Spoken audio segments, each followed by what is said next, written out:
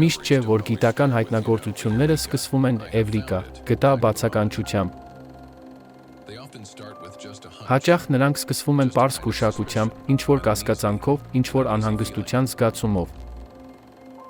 Չարլզ Մուրն այսպես է նկարագրել իր կյանքի կտրուկ շրջադարձը։ Այս մարդու զարմանալի ճակատագիրը ելակետ հանդիսացավ մեր վավերագրական ֆիլմի համար։ Մուրի լուսավորած վարկածը մեզ բոլորիս համար, ողջ մարդկության համար ազդարար կլինի, բայց եկեք ամեն ինչի մասին խոսենք հերթականությամբ։ Աշխարհագրական մեծ հայտնագործությունների դարաշրջանը վաղուց անցել է, եւ մեզանից ոչ ոք չի կարծում, թե երկրագնդի վրա ինչ-որ տեղ մնացել են չբացահայտված մայրցամաքների, արշիպելագների կամ կղզիների մութ կետեր։ Կարդալով արկածային վեպեր ծովահենների եւ նվաճողների մասին, մեր երևակայությունը նկարում է օվկիանոսների եւ ծովերի անսահման կապույտ տարածություններ, կանաչի մեջ ընկղմված էկզոտիկ կղզիներ եւ շատ գեղեցիկ թռչունների, ձկների եւ կենդանիների։ Այդպես էր մտածում նաեւ Չարլզ Մուրը, Փլեյբոյը եւ Նավաստին, քիմիական ընկերության հարուստ սեփականատիրոջ որդին։ Չարլզը մեծացել էր Խաղաղ օվկիանոսի մոտակայքում եւ մանկուց երազում էր ծովային արկածների մասին։ 1997 թվականին նա մասնակցում էր Trans-Pac Yacht Racing, որը տեղի ունեցավ Լոս Անջելեսի եւ Հոնոլուլուի միջև։ Հավայան կղզիներից տուն վերադառնալիս նա իր երթուղին սահմանեց մի տարածքով, որը հայտնի է որպես Հյուսիս խաղաղօվկիանոսյան հորձանուտ։ Մի քանի օր նավարկելուց հետո Չարլզը հասկացավ, որ իր զբոսանավը բոլոր կողմերից շրջապատված է աղբով։ Նա եւ իր ընկերները լողալով մտել են աղբանոց։ Անցնելով հազարավոր կիլոմետրեր օվկիանոսի հեռուներով, ես չէի կարողանում տախտակամած բարձրանալ առանց մի քանի րոպեն մեկ լողացող որևէ պլաստիկի կտոր տեսնելու։ Այս ճամփորդությունից հետո փլուզվեցին ջրային անսահման տարածություններում, էկզոտիկ հողերում եւ տարօրինակ կենդանիներով եւ բույսերով կղզիներով նրա ռոմանտիկ արկածների մասին երազանքները։ Օվկիանոսի մակերեսն այլևս չէր հիացնում իր անաղարտ ու գուսական գեղեցկությամբ։ Տոննաներով լողացող պլաստիկ աղբը ցնցեց եւ գլխիվայր շուռ տվեց Չարլզ Մուրի կյանքը։ Այն, ինչ նա պետք է բացահայտեր, չէր տեղավորվում նրա մտքում։ Կապիտան Մուրը դարձավ հայտնագործողը, բայց միայն թե դա նրան չուրախացրեց, քանի որ նա հայտնաբերեց այն, ինչը հետագայում պետք է կոչվեր Խաղաղ օվկիանոսյան աղբի մեծ մայրցամաք։ Չարլզն անհոգ Փլեյբոյից վերածվեց լուրջ տղամարդու եւ նախանձախնդիր բնապահպանի։ Նա վաճառեց հոր քիմիական ընկերությունում իրեն պատկանող բաժնետոմսերը եւ դրանցից ստացված եկամուտը օգտագործեց Augeletta Marine Research Foundation (AMRF) բնապահպանական կազմակերպությունը հիմնելու համար, որը սկսեց ուսումնասիրել Խաղաղ օվկիանոսի էկոլոգիական վիճակը։ Չարլզ Մուրի համար հեշտ չի եղել, նրա զեկույցները եւ նախազգուշացումները երկար ժամանակ մերժվել են, նրա հետազոտություններին լուրջ չեն վերաբերվել։ Այս ամենի պատճառները շատ են։ Օվկիանոսագետը կոչ էր անում տարբեր երկրների կառավարություններին կրճատել պլաստիկի արտադրությունը եւ սպառումը եւ մեծ գումարներ հատկացնել դրա վերամշակման համար, եւ նրա պահանջը ենթադրում էր ոչ թե փոքր, այլ զգալի գումարներ։ Բայց այնուամենայնիվ Չարլզին հաջողվեց հասնել ամենակարևորին՝ ցնցել բնապահպանների համաշխարհային հանրությանը եւ ուշադրություն հրավիրել համաշխարհային օվկիանոսի պլաստիկով աղտոտվածության վրա։ Այդ ժամանակ նա, ինչպես ոչ ոք, հասկացավ օվկիանոսի հետ կատարվածի վտանգը եւ թե դա ինչ վտանգ է ներկայացնում մեր մոլորակի վրա կյանքի համար։ Չարլզը կատարեց առաջին քայլը, նա բարձրաձայնեց խնդրի մասին։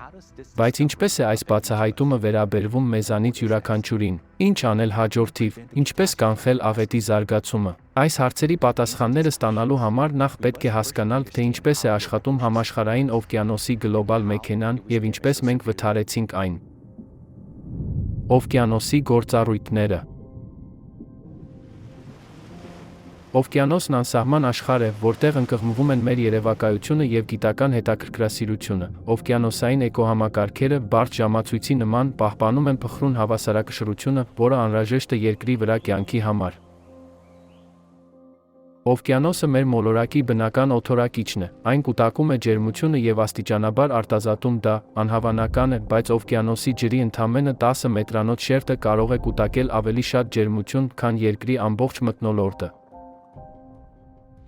Օվկիանոսի ջերմաունակությունը մի յուրահատուկ ունակություն է, որը մեղմացնում է ջերմաստիճանի տատանումները ինչպես ցերեկվա եւ գիշերվա միջև, այնպես էլ եղանակների միջև, ամռանը եւ ձմռանը։ Ծովային հոսանքները շրջապտույտ են գործում մոլորակի շուրջ, ջերմություն եւ սննդարար նյութեր տեղափոխելով հասարակածից դեպի բևեռային լայնություններ եւ հակառակը։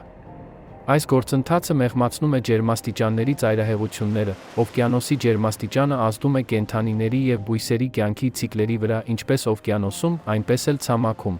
Օվկիանոսն ակտիվորեն ազդում է մթնոլորտային գործընթացների վրա, նպաստելով ամպերի և տեղումների առաջացմանը։ Ամեն օր հսկայական քանակությամբ ջուր է գոլորշիանում նրա մակերեսից, որն այնուհետև խտանում է ամպերի մեջ և անձրևի կամ ձյան տեսքով վերադառնում Երկիր։ Սա կարևոր գործընթաց է, որն ապահովում է քաղցրահամ ջրով գետերը, լճերն ու հողը։ Միկրոսկոպիկ ջրիմուռները, ինչպիսին է ֆիտոպլանկտոնը, արտադրում են մարդկության շնչած թթվածնի մոտ 50%-ը։ Յուրաքանչյուր երկրորդ շունչը, որը մենք կատարում ենք, մեզ նվիրել է օվկիանոսը։ Օվկիանոսում ապրում են նաև կենդանի օրգանիզմների միլիոնավոր տեսակներ, մանր մանրէներից մինչև վեհասքանչ կետերը։ Այստեղ պահպանվել են կենդանիների տեսակներ, որոնք գոյություն են ունեցել 100 միլիոնավոր տարիներ։ Օվկիանոսը դա այն տեղն է, որտեղ սկիզբ է առել կյանքը, և մեր մոլորակի ապագան կախված է ևս օվկիանոսից։ Օվկիանոսը մեկ փոխկապակցված օրգանիզմ է, որն իր մեջ ներառում է մեր մոլորակի բոլոր ջրային ռեսուրսները։ Բայց պարզվեց, որ այս աներևակայելի բարդ կենդանի համակարգը ծանր հիվանդ է, և դրա պատճառը օգտագործած պլաստիկի հանդեպ մեր անմիտ վերաբերմունքն է։ Պլաստիկն ինքնին բավականին ամուր և շատ հարմարավետ նյութ է, բայց պլաստիկով աղտոտումը դա թույն է, որը աղտահարում է օվկիանոսը։ Չարլզ Մուրը առաջինն էր, ով հասկացավ այս աղետի մասշտաբը։ Ամեն օր մեր օվկիանոսն էլ ավելի շատ է աղտոտվում։ Մենք էլ ավելի ենք մոտենում այն պահին, երբ հիվանդությունը անդառնալի բնույթ կստանա։ Ինչպես հիվանդի դեպքում, առողջացման առաջին քայլը պետք է լինի հիվանդության պատմության ուսումնասիրությունը և ճիշտ ախտորոշումը։ Իր ցնցող բացահայտումից 2 տարի անց Չարլզը հավաքեց երկրորդ արշավախումբը, այսպես կոչված աղբի մայրցամաքը մանրամասն ուսումնասիրելու համար։ Այս արշավախմբի արդյունքները ապշեցրեցին գիտական հանրությանը։ 1999-ին սա իսկապես բացահայտում էր, քանի որ մեր նմուշների վերլուծությունից հետո մենք հասկացանք, որ մակերևութային ջրերում պլաստիկի քաշը 6 անգամ ավելի մեծ է, քան կենդանաբանական պլանկտոնի քաշը, որն այդ էկոհամակարգի սննդի հիմնական աղբյուրն է։ Այն փաստը, որ պլաստիկը գերազանցում է օվկիանոսում առկա կենդանի օրգանիզմներին, անհանգստացրեց շատ մարդկանց։ Խաղաղօվկիանոսյան աղբի մեծ մայրցամաքը իրականում մոլորակի ամենամեծ աղբավայրն է, որը արագորեն աճում է մոտավորապես 1950 ականներից ի վեր։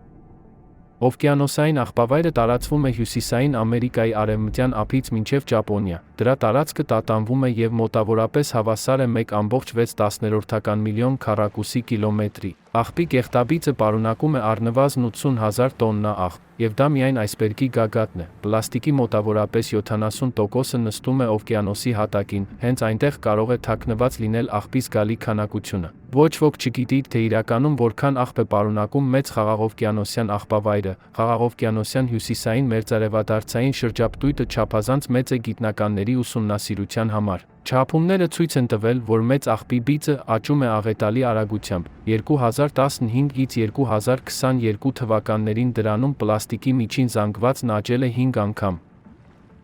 Ընդ որում, պլաստիկի փոքր բեկորների թիվն աճել է 10 անգամ։ Ալգալիտա ծովային հետազոտությունների հիմնադրամի գիտական տնօրեն Մարկուս Էրիքսենն ԱՄՆ-ից ասել է. «Սկզբում մարդիկ ենթադրում էին, որ դա պլաստիկ թափոններից բաղկացած կղզի է, որի վրայով գրեթե հնարավոր է քայլել։ Այս տեսակետը ճշգրիտ չէ, ըստ բաղադրության, բիծը շատ նման է պլաստիկով ապուրի»։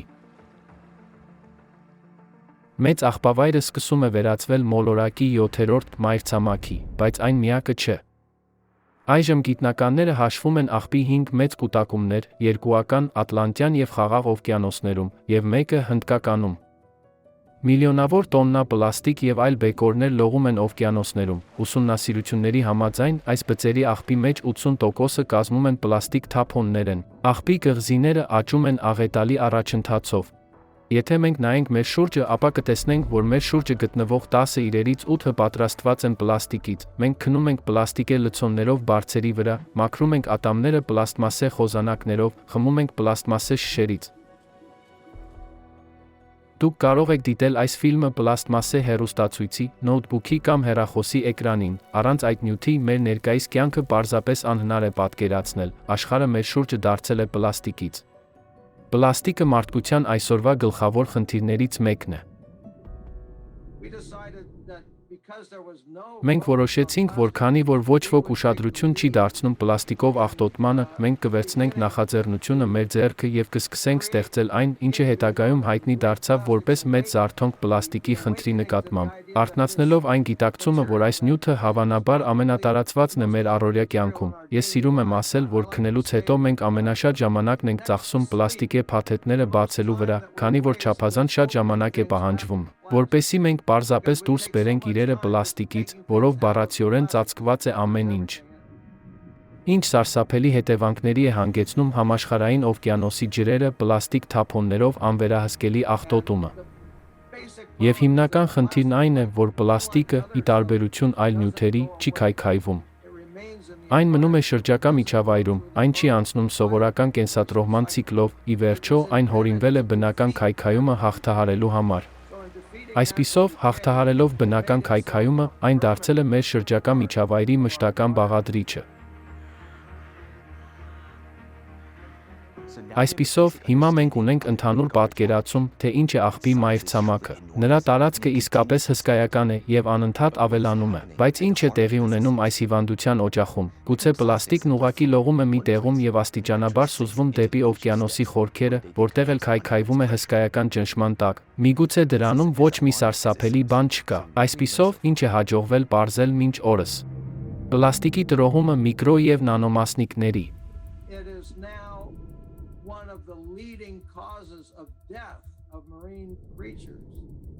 Այժմ պլաստիկը հանդիսանում է ծովային արարածների մահվան գլխավոր պատճառներից մեկը եւ անհրաժեշտ է այն ուսումնասիրել որպես սպանիչ, այն գիշատիչ է, ով սպանում է, բայց երբեք չի ուտում, բացի այդ, այն ինքնին դառնում է սպառման առարկա, լցնում է ստամոքսը, բայց ոչ մի սննդային արժեք չի կրում։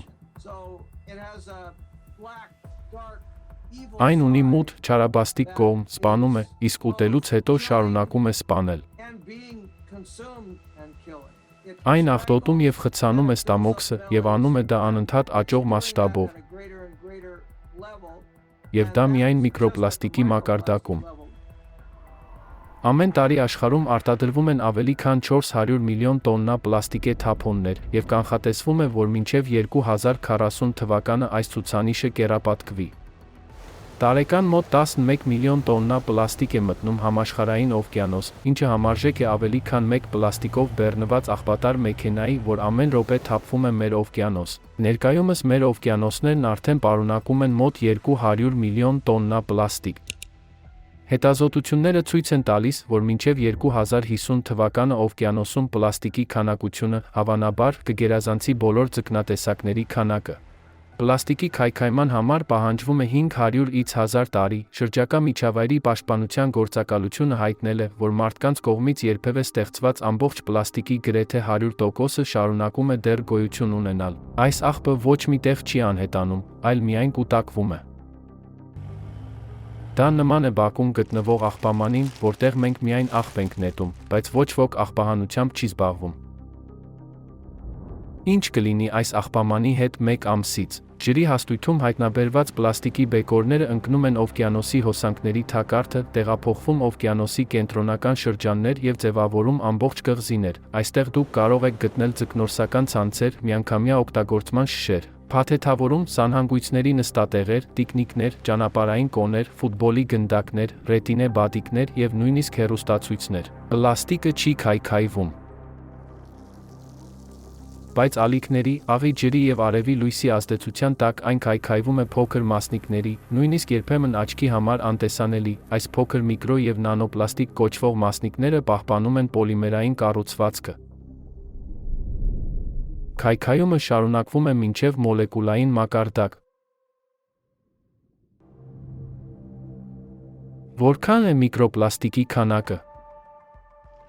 Միկրոպլաստիկի մասնիկները նման են տարօրինակ խճանկարի, դրանք ստեղծվում են տարբեր տեսակի պլաստիկից եւ քիմիական հավելումներից, որոնք տատանվում են կախված դրանց քայքայման աստիճանից եւ շրջակա միջավայրի ազդեցությունից։ Հետևաբար, միկրոպլաստիկը շրջակա միջավայրում չի կարող դիտվել որպես հաստատուն եւ անփոփոխ մի բան։ Այն ուսումնասիրելը իսկական հանելուկ է։ Թեև օվկիանոսներում միկրոպլաստիկի ճշգրիտ քանակը անհայտ է դրա հայտնաբերման տեխնիկական դժվարությունների պատճառով, մենք կարող ենք տեսական հաշվարկներ կատարել հասկանալու համար այս սպառնալիքի մասշտաբները, հաշվի առնելով, որ ներկայումս օվկիանոսներում կա մոտ 200 միլիոն տոննա պլաստիկե աղբ, մենք կարող ենք մտավոր փորձ անցկացնել։ Եթե օվկիանոսներում պարունակվող ամբողջ պլաստիկը բաժանեք 50 նանոմետր չափի մասնիկների, հաշվի առնելով դրանց խտությունը եւ համաշխարհային օվկիանոսի ծավալը, դուք իսկապես սարսափելի ցուցանիշ կստանաք։ Յուրաքանչյուր լիտր օվկիանոսային ջրի մեջ կգտնվեն 286 միլիոն այդպիսի միկրոմասնիկներ։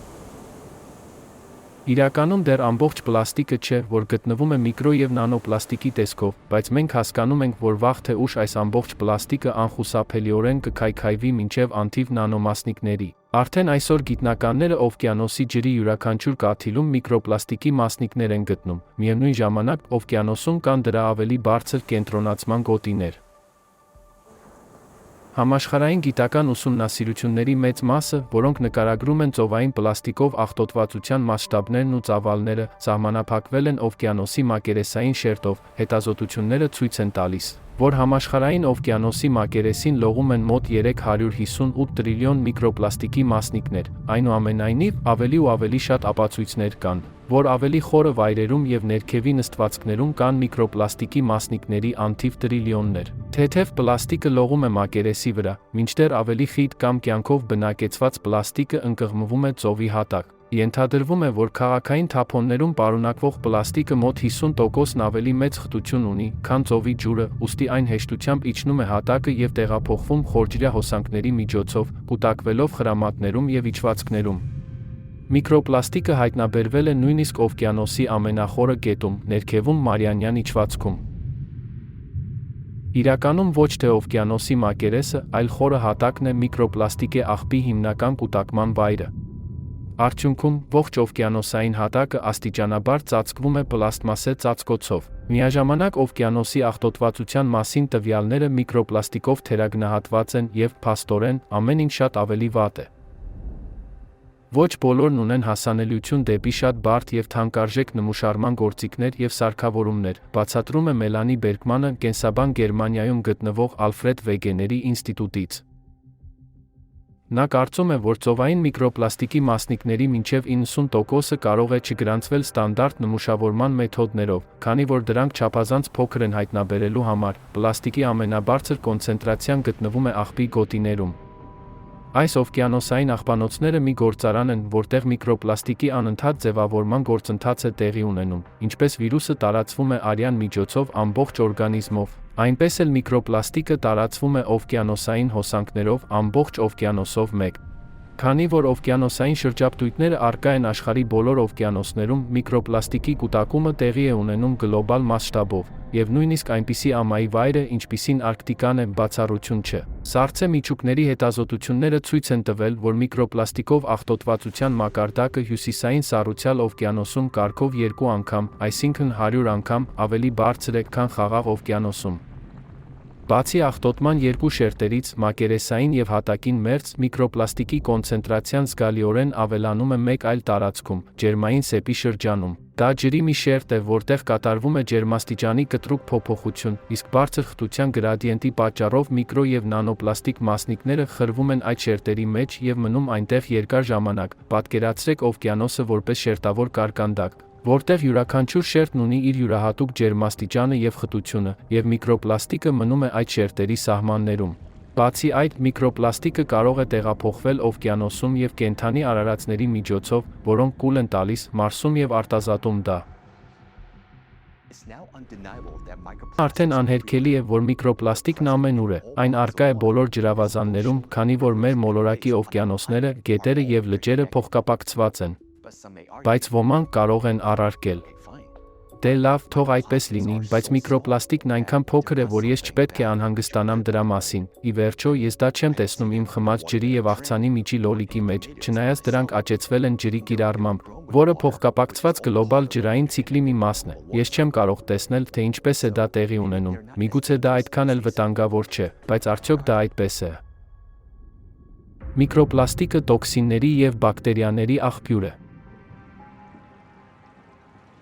Արևի և ալիքների ազդեցությամբ պլաստիկը տարալուծվում է ավելի փոքր բեկորների, իսկ նրա կազմի մեջ գտնվող ներկանյութերը, պլաստիֆիկացնողները և այլ քիմիական միացությունները դուրս են թափվում օվկիանոսի ջրի մեջ, նրանցից շատերը թունավոր են, այսպիսով, օվկիանոսի ջուրը վերածվում է թունավոր ապուրի։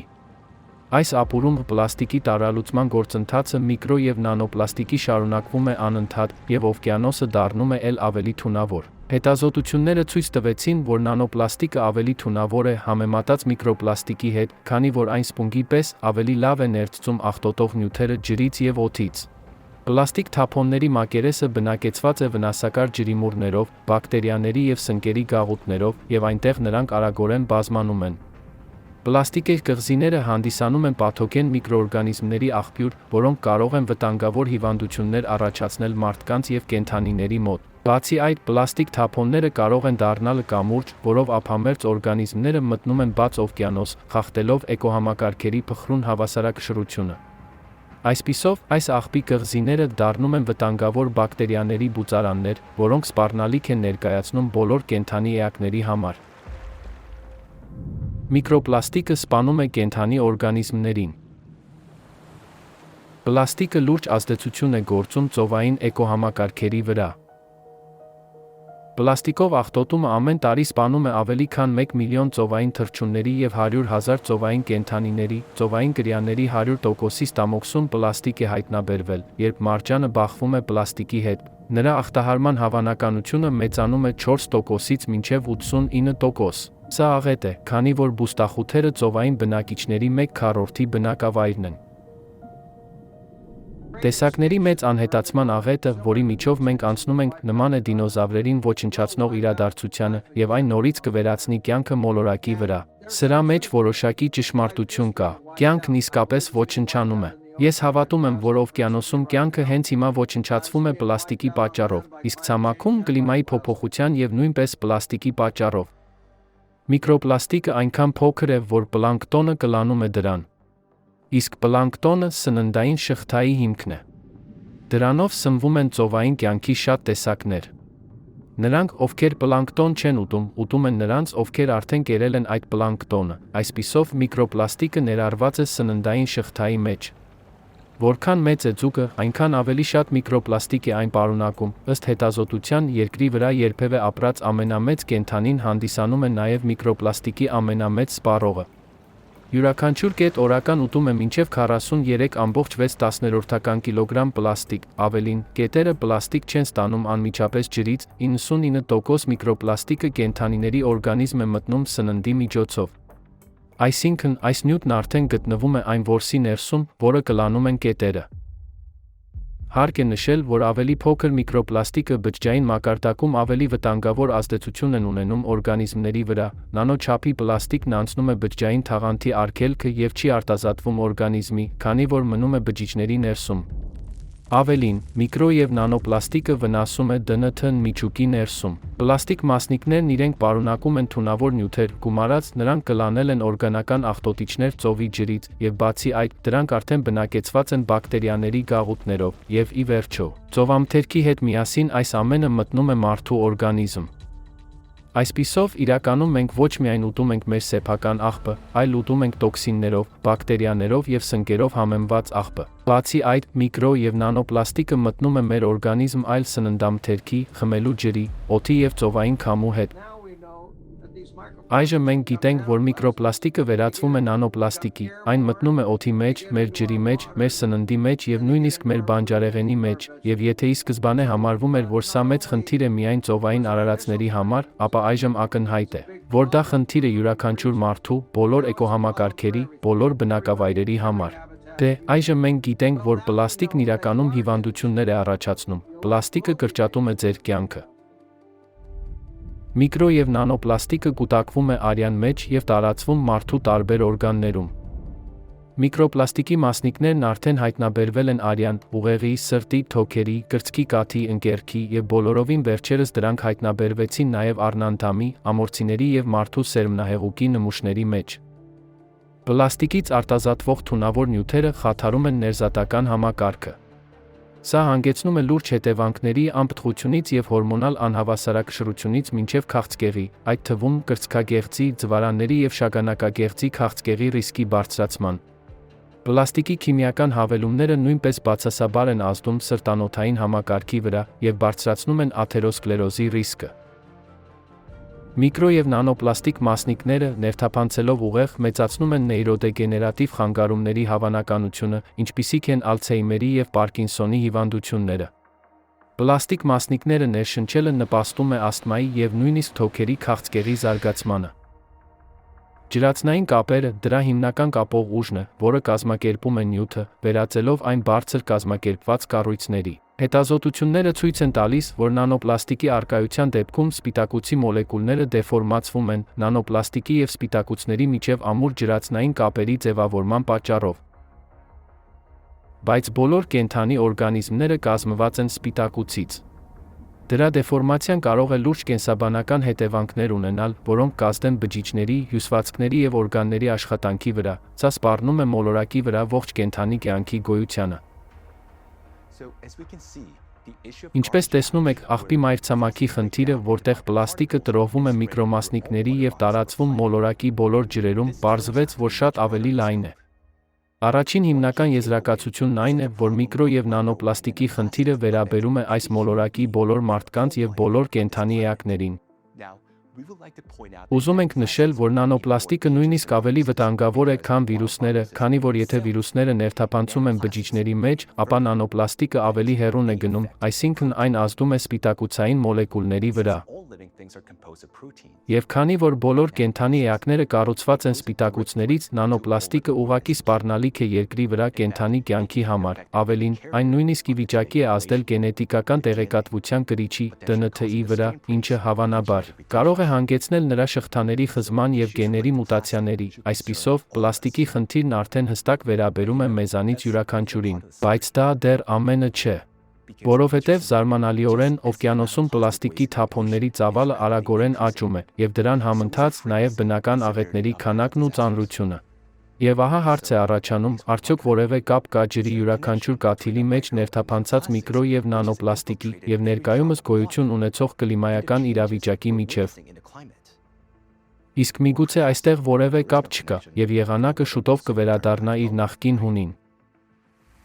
Բայց մինչ մենք կպատասխանենք այս հարցերին, եկեք տեսնենք, թե ինչ է կատարվում կլիմայի հետ։ Օվկիանոսի տաքացումը։ 2024 թվականի ՅՈՒՆԵՍԿՕ-ի օվկիանոսների վիճակի մասին հաշվետվությունը ցույց է տալիս տագնապալի պատկեր։ Օվկիանոսների տաքացման տեմպերը 20 տարում կրկնապատկվել են, իսկ օվկիանոսում ջերմության պարունակությունը հասել է առավելագույն մակարդակի։ Ուսումնասիրությունը ցույց է տալիս, որ թեև օվկիանոսները 1955-ից 1986 թվականներին կայուն տաքացել են, վերջին մի քանի տասնամյակների ընթացքում տաքացումը զգալիորեն արագացել է։ 2023 թվականին օվկիանոսի մակերևույթի ջերմաստիճանի բացարձակ ռեկորդ գրանցվեց դիտարկումների ողջ պատմության ընթացքում, և 2024 թվականը շարունակեց այս միտումը։ Օվկիանոսի մակերևույթի ջերմաստիճանը 15 ամիս շարունակ մնացել է ռեկորդային։ Պատմության մեջ առաջին անգամ մոլորակի միջին տարեկան ջերմաստիճանը 1,5 աստիճան Ցելսիուսով բարձրացել է մինչարդյունաբերական մակարդակից, բայց հենց այս ցուցանիշն է, ըստ փորձագետների, այն կրիտիկական շեմը, որից հետո մարդկությունը կբախվի լայնածավալ կլիմայական ցնցումների հետ։ Այս աճը սպասվում էր 21-րդ դարի կեսերին, բայց իրականում մենք արդեն հատել ենք այն։ Ըստ ՄԱԿ-ի գնահատականների, ակնկալվում է, որ այս միտումը կպահպանվի, իսկ գլոբալ ջերմաստիճանը այս դարում կբարձրանա մոտ 3 աստիճանով, ըստ Ցելսիուսի։ Սիդնեյի տեխնոլոգիական համալսարանի կիրառական ֆիզիկայի պատվավոր պրոֆեսոր Ջեֆ Սմիթը հայտնում է, որ 70 տարվա տվյալները վկայում են օվկիանոսի ջերմաստիճանի և օվկիանոսներում պահվող էներգիայի ընդհանուր ծավալի աճի արագացման մասին։ Ժամանակակից գիտական մոդելները, հաշվի առնելով մթնոլորտում ջերմոցային գազերի պարունակության մշտական աճը, կանխատեսումներ չեն պարունակում այսպիսի սպառնալից արագացման համար, ասել է պրոֆեսոր Սմիթը։ Ընդ որում, վերջին 60 տարում օվկիանոսները մեծ խորություններում 15 անգամ ավելի արագ են տաքացել, քան նախորդ 10,000 տարում։ Սա նշանակում է, որ գլոբալ տաքացման գործընթացները չեն սահմանափակվում միայն ջրի վերին շերտերով, այլ ազդում են օվկիանոսի խորքային մասերի վրա, որտեղ չեն ներթափանցում արևի ճառագայթները։ Նման խորություններում ջուրը տաքացնելու համար հսկայական էներգիա է պահանջվում, ինչը ցույց է տալիս խնդրի մասշտաբը, գիտնականների գնահատականներով, որպեսզի օվկիանոսը տաքանա այնպիսի արագությամբ, ինչպիսին հիմա է, անհրաժեշտ է այնքան էներգիա, որքան կազատվի, եթե տարվա ընթացքում յուրաքանչյուր վայրկյան պայթեցվի Հիրոսիմայի վրա։ Նետված 7 ատոմային ռումբ, սրանք հսկայական թվեր են, որոնք հարցեր են առաջացնում։ Ջերմաստիճանի բարձրացման հետ մեկտեղ օվկիանոսի ջրերը կայուն բարձրանում են, սպառնալով կլանել ամբողջ ափամերձ տարածքները։ Ավելի քան 2 դարում համաշխարհային օվկիանոսի մակարդակը բարձրացել է 21 սանտիմետրով, իսկ վերջին 30 տարում 10,1 սանտիմետրով ավելի արագ, քան նախորդ տարիներին, եւ աճը դեռ շարունակվում է։ Եթե միտումը շարունակվի, միլիոնավոր մարդիկ կդառնան փախստականներ, որոնք ստիպված կլինեն լքել իրենց տները եւ ապաստան փնտրել ծովափներից հեռու։ Նաեւ օվկիանոսը կորցրել է իր թթվածնի 2%-ը 1960-ականներից սկսած, իր ջրերում ջերմաստիճանի բարձրացման եւ դրանց մեջ պարունակվող աղտոտիչների, ներառյալ արդյունաբերական, կենցաղային եւ գյուղատնտեսական արտահոսքի պատճառով։ Ափամերձ տեսակները խեղդվում են թթվածնի մակարդակի նվազումից, բացահայտվել են 700 մեռյալ գոտիներ, որտեղ գրեթե չի մնացել ծովային բուսական եւ կենդանական աշխարհ։ Օվկիանոսների տաքացումը հանգեցնում է ավելի հաճախակի եւ ծանր եղանակային իրադարձությունների, ինչպիսիք են ջրհեղեղները, թայֆունները եւ ծայրահեղ անձրևները։ Այս ամենը սպառնում է մոլորակի էկոհամակարգերին եւ միլիարդավոր մարդկանց կյանքին։ Տարեցտարի այդ գործընթացն արագանում է, եւ փոփոխություններն էլ ավելի նկատելի են դառնում։ Տարերային աղետների անոմալ աճ։ Օվկիանոսը, որը երկար տարիներ կատարում էր կլիմայի բնական կարգավորիչի դերը, այժմ ինքն է դարձել կործանարար երևույթների աղբյուր։ Անոմալ տեղումներ եւ ջրհեղեղներ։ Օվկիանոսների տաքացումը մեծացնում է գոլորշիացումը, մթնոլորտը հագեցնելով խոնավությամբ, որն այնուհետև վերածվում է ինտենսիվ տեղումների։ Եվ այսպես, 2000 թվականից ի վեր Եվրոպայում անոմալ տեղումների քանակը փոխվել է։ Տեղումների ռեկորդները հասել են նոր մակարդակի։ Մեկ օրում տեղացած անձրևի ամսական նորման այլևս ոչ մեկին չի զարմացնում։ Տարեկան անձրևները մի քանի օրվա կամ նույնիսկ ժամերի ընթացքում դարձել են նոր իրականություն։ Ընդամենը 3 օրվա ընթացքում Իրանում տեղացել է տարեկան անձրևների գրեթե 4 նորման։ Օմանում ընդամենը 24 ժամում ընկել է այնքան անձրև, որքան 2 տարվա ընթացքում։ Իսկ Արաբական Միացյալ Էմիրություններում նույն ժամանակահատվածում գրանցվել է տեղումների տարեկան 5 նորմա։ Նման տեղումներով հնարավոր չէ խուսափել ավերիչ աղետալի ջրհեղեղից։ Ցավոք, դրա վառ օրինակը Իսպանիայում տեղի ունեցած մահաբեր ջրհեղեղներն էին։ Վալենսիայի մարզում 1 տարեկան նորմայից ավելին տեղացել է ընդամենը 8 ժամում։ Սա հանգեցրեց ավերիչ ջրհեղեղների, որոնց զոհ դարձավ ավելի քան 220 մարդ։ Քաղաքի փողոցները վերածվեցին ցեխի, ջարդուփշուր մեքենաների ու տների խառնաշփոթ բեկորների։ Ապրիլի վերջից աննախադեպ չդադարող ջրհեղեղները ծածկել են Բրազիլիայի հարավը։ Տարերքից զոհվել է 181 մարդ։ Ավելի քան կես միլիոն մարդ անօթևան է մնացել։ Ջրային տարերքը հարյուրավոր կյանքեր է խլել Աֆղանստանի հյուսիսային նահանգներում։ Ջրերի ու ցեխի մոլեգնող գետերը ավերել են բնակավայրերը։ Ջրհեղեղների պատճառ են դարձել չդադարող տեղատարապ անձրևները, որոնք եկել են երկարատև երաշտից հետո։ 2024 թվականի գարնանային ջրհեղեղները Ռուսաստանում իսկական աղետ են դարձել։ Տուժել է երկրի 39 մարզ։ Ամենածանր իրավիճակը ստեղծվել էր Օրենբուրգի մարզում։ Տարածաշրջանում նման ջրհեղեղ չի եղել դիտարկումների ողջ պատմության ընթացքում։ Ղազախստանը բախվել է վերջին 80 տարվա ընթացքում ամենախոշոր ջրհեղեղների հետ։ Տուժել են երկրի 17 մարզերից 10-ը։ Տարհանվել է մոտ 100,000 մարդ։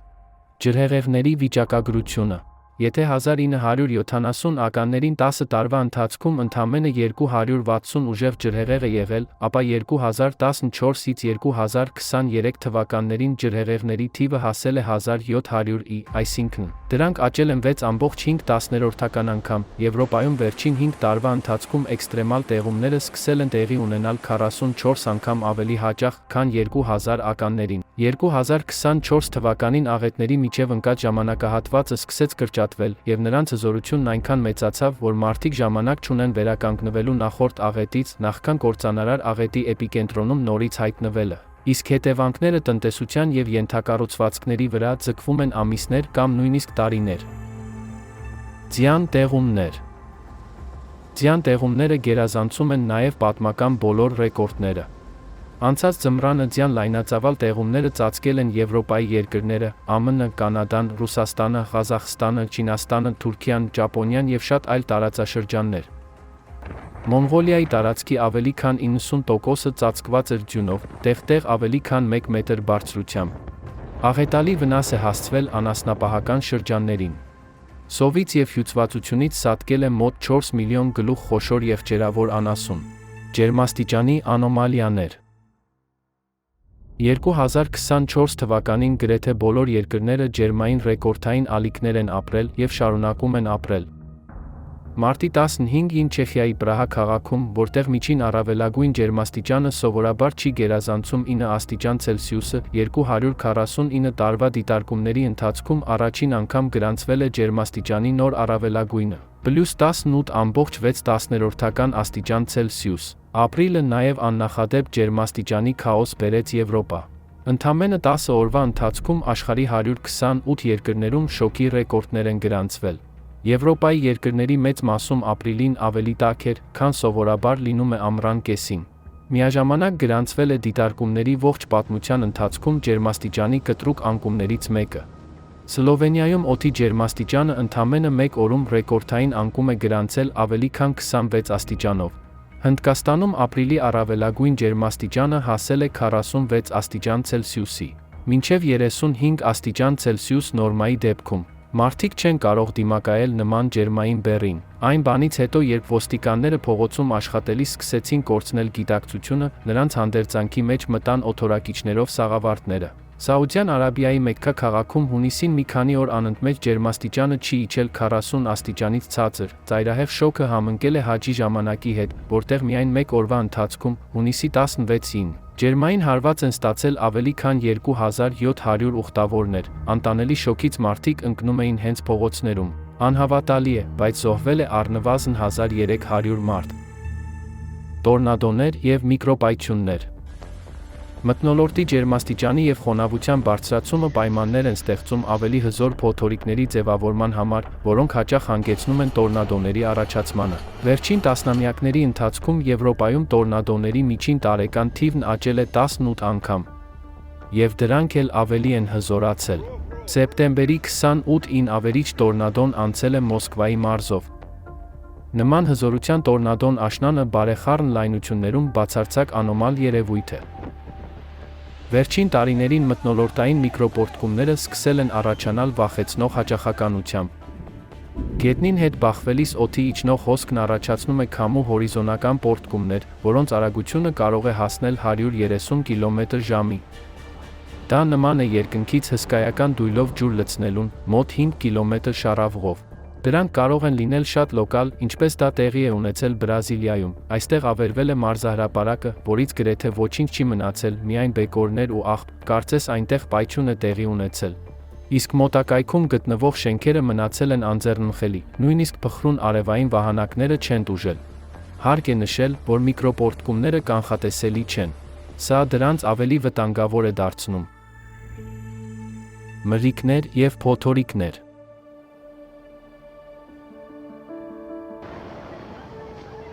Փոթորիկները սկսել են ցամաք դուրս գալ այն վայրերում, որոնք նախկինում անվտանգ էին համարվում։ Դիտարկումների ողջ պատմության ընթացքում ընդամենը 3 փոթորիկ է հարվածել Մեքսիկայի ափերին Ակապուլկո քաղաքի շրջանում։ Օտիս փոթորիկը 2023 թվականի հոկտեմբերին եւ Ջոն փոթորիկը 2024 թվականի սեպտեմբերին, որն իսկական մղձավանջ է դարձել Մեքսիկայի բնակիչների համար։ Գործնականում ցրվելուց եւ օվկիանոս մտնելուց հետո այն կրկին անսպասելիորեն ուժեղացել եւ էլ ավելի մեծ ուժով հարվածել է երկրին։ Յագի թայֆունը Վիետնամ է բերել հսկայական քանակությամբ տեղումներ, որոնց հետևանքով զոհվել է առնվազն 300 մարդ, իսկ հարյուրավոր մարդիկ վիրավորվել են։ Արևադարձային Հելեն փոթորիկն ամենահզորն է դարձել օդերևութաբանական դիտարկումների սկզբից ի վեր։ Մահացու տարերքը 6 նահանգներում առնվազն 230 մարդու կյանք է խլել։ Միաժամանակ ԱՄՆ-ի տնտեսությունը մոտ 250 միլիարդ դոլարի վնաս է կրել։ Երկու շաբաթ էլ չէր անցել, երբ Ֆլորիդա նահանգին հարվածեց հերթական հզոր Միլթոն փոթորիկը։ Նրանից պահանջվեց 12 ժամից մի փոքր ավելի, որպեսզի ուժեղանա առաջինից մինչև ամենաբարձր 5-րդ կատեգորիան։ Ֆիլիպինները բախվել են բնական աղետների աննախադեպ շարքի հետ։ 6 թայֆուն է հարվածել երկրին 1 ամսից էլ պակաս ժամանակահատվածում, որոնցից 4-ը հարվածել են ընդամենը 10 օրվա ընթացքում։ Այս աղետները խլեցին առնվազն 171 մարդու կյանք և զգալի վնաս պատճառեցին երկրի տնտեսությանը։ Թայֆուններն ազդել են 9 միլիոն մարդու վրա։ Փոթորիկների ինտենսիվությունն ու հաճախականությունը նույնպես աճում են։ Սեպտեմբերի 12-ից կենտրոնական և արևելյան Եվրոպայի երկրներին պատուհասեց վերջին մի քանի տասնամյակների ընթացքում ամենահզոր Բորիս փոթորիկը։ Զոհվեց 26 մարդ, իսկ Եվրամիության տնտեսությանը հասցվեց բազմամիլիարդանոց վնաս։ Մենք, իհարկե, հիշատակեցինք կլիմայի հետ տեղի ունեցողի միայն մի փոքր մասը։ Այս անոմալիաների ցանկը կարելի է շարունակել շատ ու շատ երկար ժամանակ։ Բայց նույնիսկ նրանից, ինչի մասին մենք խոսեցինք, պարզ է դառնում, որ կլիմայի հետ կապված իրավիճակը բառացիորեն չհայտարարված պատերազմ է մարդկության դեմ։ Մենք ստանում ենք հարվածը հարվածի հետևից։ Եվ եթե իրական ռազմական գործողություններում հակառակորդները կարող են պայմանավորվել և վայր դնել զենքերը, ապա կլիմայի հետ չես պայմանավորվի։ Եվ այնուամենայնիվ, մենք կարող ենք և պետք է հաղթենք նրան։ Դրա մասին մենք կխոսենք ավելի ուշ։ Մինչ այդ, մենք պետք է հասկանանք, թե ինչու է այս ամենը տեղի ունենում։ Ինչու է տաքանում օվկիանոսը։ Վարկած։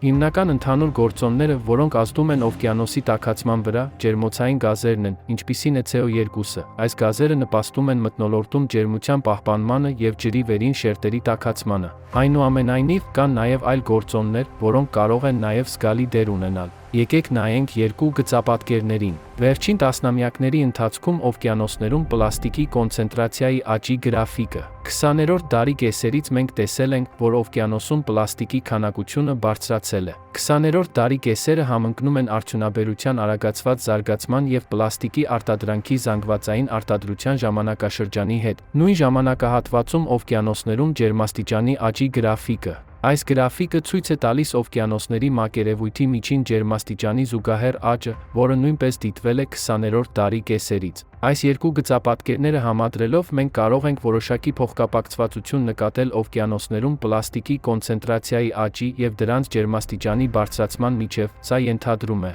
որ պլաստիկով աղտոտումը կարող է լինել օվկիանոսի ջրերի տաքացման նշանակալի, բայց թերագնահատված գործոններից մեկը։ Եկեք ավելի մանրամասն քննարկենք, թե ինչպես պլաստիկը կարող է ազդել օվկիանոսի գործառույթների, ջրի ջերմահաղորդունակության և ջերմունակության վրա, և ինչպես այդ գործընթացները կարող են նպաստել դրա տաքացմանը։ Դա անելու համար եկեք մի փոքր խորանանք ջրի կառուցվածքի և հատկությունների մեջ։ Ջրի եզակի բնութագրերը։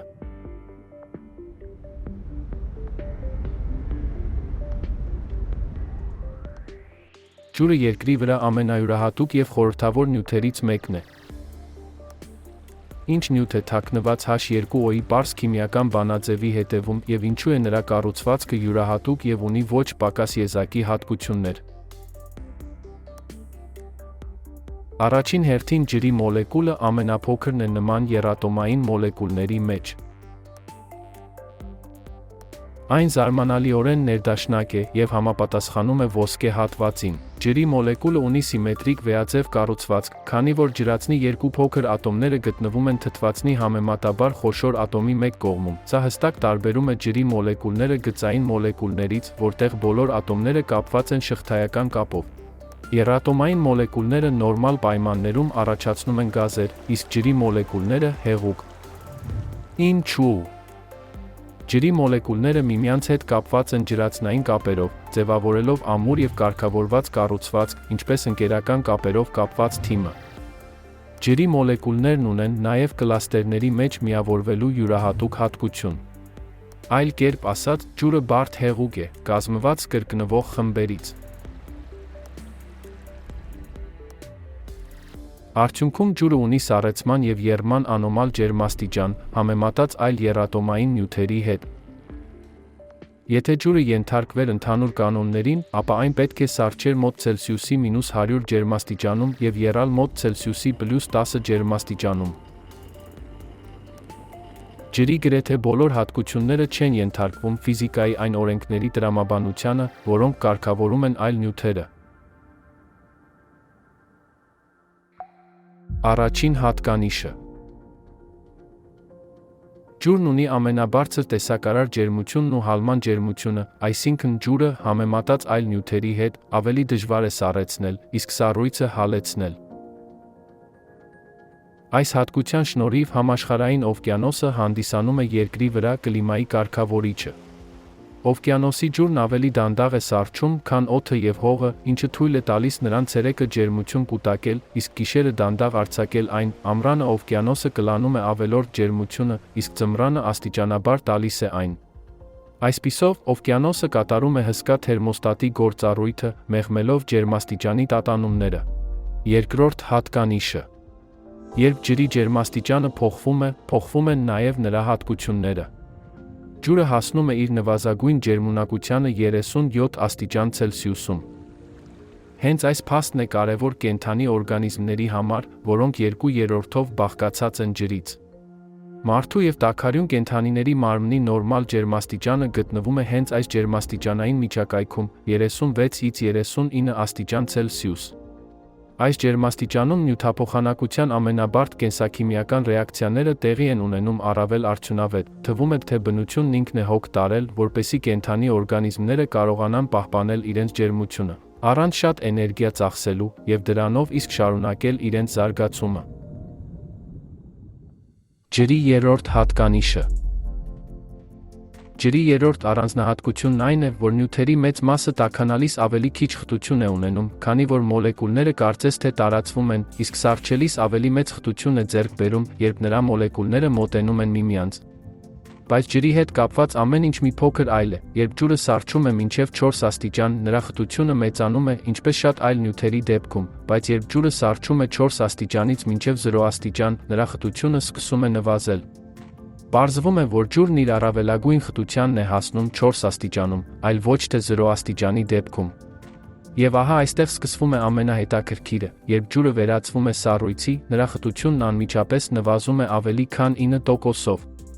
Այսինքն, սառույցը գրավում է ավելի մեծ ծավալ, քան հեղուկ ջուրը, սա ջրի շատ անսովոր հատկանիշն է։ Քանի որ սառույցը դառնում է ավելի թեթև, քան ջուրը, այն չի խորտակվում, մնալով մակերեսի վրա, այն պաշտպանում է ջուրը և դրա մեջ գտնվող բոլոր կենդանի արարածներին լիակատար սառցակալումից։ Եթե ջրի խտությունը, ընդհակառակն, ավելանար սառչելիս, սառույցը կխորտակվեր։ Այնուհետև լճերի, գետերի և օվկիանոսների ամբողջ ջուրն ամբողջությամբ կսառեր, վերածվելով սառույցի պինդ բլոկների, սա կհանգեցներ ողջ կենդանի կյանքի մահվան։ Ջրի յուրահատուկ հատկությունները կապված են մոլեկուլների միջև ջրածնային կապերի առկայության հետ, սա առանցքային դեր է խաղում նրա ֆիզիկա-քիմիական հատկությունների որոշման գործում։ Ջրի ֆիզիկական հատկությունների փոփոխությունները կարող են ունենալ լուրջ ազդեցություն համաշխարհային օվկիանոսի ջերմային հավասարակշռության վրա, ջերմություն կուտակելու և փոխանցելու նրա ունակության վրա։ Այժմ մենք գրեթե պատրաստ ենք հասկանալու, թե ինչ է տեղի ունենում կլիմայի հետ, այսպիսով, մենք գիտենք, որ օվկիանոսը տաքանում է վտանգավոր արագությամբ, և մենք գիտենք, որ բացի մակերևույթին լողացող աղբի մայրցամաքից, մեծ քանակությամբ պլաստիկը ծածկում է օվկիանոսի հատակը։ Մենք նաև պարզել ենք, որ օվկիանոսի գրեթե յուրաքանչյուր կաթիլ պարունակում է միկրո և նանոպլաստիկի մասնիկներ, և որ ջուրն ինքնին ունի յուրահատուկ հատկություններ, և այսպես, վերջին քայլը, որը մենք պետք է անենք, դա պարզելն է, թե ինչպես են փոփոխվում ջրի այս յուրահատուկ հատկությունները պլաստիկի մասնիկների ազդեցության տակ։ Երբ մենք դա պարզենք, մենք կիմանանք, թե ինչու է օվկիանոսը տաքանում, և կհասկանանք, թե ինչ պետք է անենք։ Միկրո և նանոպլաստիկի ազդեցությունը ջրի հատկությունների վրա։ Պլաստիկը նավթի ածանցյալ է, այն չի քայքայվում, այլ տրոհվում է միկրո և նանոպլաստիկի մասնիկների։ Նանոպլաստիկի մասնիկները այնքան փոքր են, որ դրանց չափերը ավելի փոքր են, քան վիրուսների չափերը, հայտնվելով ջրի մեջ, այդ մասնիկները խախտում են նրա կանոնակարգված կառուցվածքը, որը հիմնված է մոլեկուլների միջև ջրածնային կապերի վրա։ Այս կապերը որոշում են ջրի հիմնական հատկությունները, եւ դրանց փոփոխությունները ազդում են նրանց ֆիզիկական եւ քիմիական բնութագրերի վրա։ Պլաստիկի որոշ տեսակների նանոմասնիկները, ինչպիսիք են պոլիէթիլենային տերեֆտալատը, պետը եւ նեյլոնը, պարունակում են թթվածնի եւ ազոտի ատոմներ։ Այս ատոմները ունակ են ջրածնային կապեր ստեղծել անմիջապես ջրի մոլեկուլների հետ։ Արդյունքում նման մասնիկները կարծես ներկառուցվում են նրա կանոնակարգված կառուցվածքի մեջ, փոխելով կազմությունը եւ խախտելով հիմնական հատկությունները։ Բացի այդ, ջրային լուծույթներում, որտեղ առկա են տարբեր նյութեր եւ pH-ի եւ ջերմաստիճանի փոփոխություններ, նանոպլաստիկի մասնիկները կարող են էլեկտրական լիցք ստանալ, դա տեղի է ունենում դրանց մակերևույթի քիմիական փոփոխությունների պատճառով։ Օրինակ, օքսիդացման միջոցով եւ ծովի ջրում նատրիումի դրական լիցքավորված եւ քլորի բացասական լիցքավորված իոնների կլանման հետևանքով։ Լիցքավորված պլաստիկ նանոմասնիկները, որոնք շրջապատված են իոններով, գրավում են ջրի մոլեկուլները եւ իրենց շուրջը ձևավորում մոլեկուլների բազմաշերտ մուշտակ, քիմիայի լեզվով դա կոչվում է հիդրատացիա, իսկ հենց մուշտակը կոչվում է հիդրացիոն պատյան։ Լոզանի պոլիտեխնիկական դպրոցի հետազոտողները որոշել են պարզել, թե որքան մեծ է իոնների համար այս հիդրացիոն պատյանը, այսինքն ջրի քանի մոլեկուլ է արձագանքում իոնին, նրանք հանգել են զարմանալի արդյունքների։ Պարզվել է, որ մեկ իոնը կարող է ազդել իրեն շրջապատող ջրի մոտավորապես միլիոն մոլեկուլների վրա։ Այս ազդեցությունը ուժեղանում է, եթե մասնիկը ունի բարձր մակերեսային լիցք եւ կլանված իոնների բարձր կոնցենտրացիան։ Արդյունքում նանոպլաստիկի մեկ մասնիկը կարող է փոխել ջրի միլիոնավոր մոլեկուլների հատկությունները։ Հիդրացիոն պատյանում շղթայված մոլեկուլները ավելի քիչ շարժուն են, ինչը նվազեցնում է դրանց ներդրումը ջրի ընդհանուր ջերմունակության մեջ։ Այսինքն նույն արտաքին ջեռուցման նույն քանակի դեպքում այդպիսի ջուրը, համեմատած մաքուր ջրի հետ, ավելի արագ կտաքանա, իսկ սառեցման դեպքում ավելի արագ կսառչի։ Բացի այդ, ջրածնային կապերի խաթարված կառուցվածքը նանոպլաստիկի շուրջ հանգեցնում է ջրի ջերմային հաղորդունակության նվազմանը։ Սա նշանակում է, որ նանոպլաստիկի կողքին գտնվող ջուրը կարող է ավելի տաք լինել, դրա ջերմությունը ցրելու ավելի ցածր ունակության պատճառով։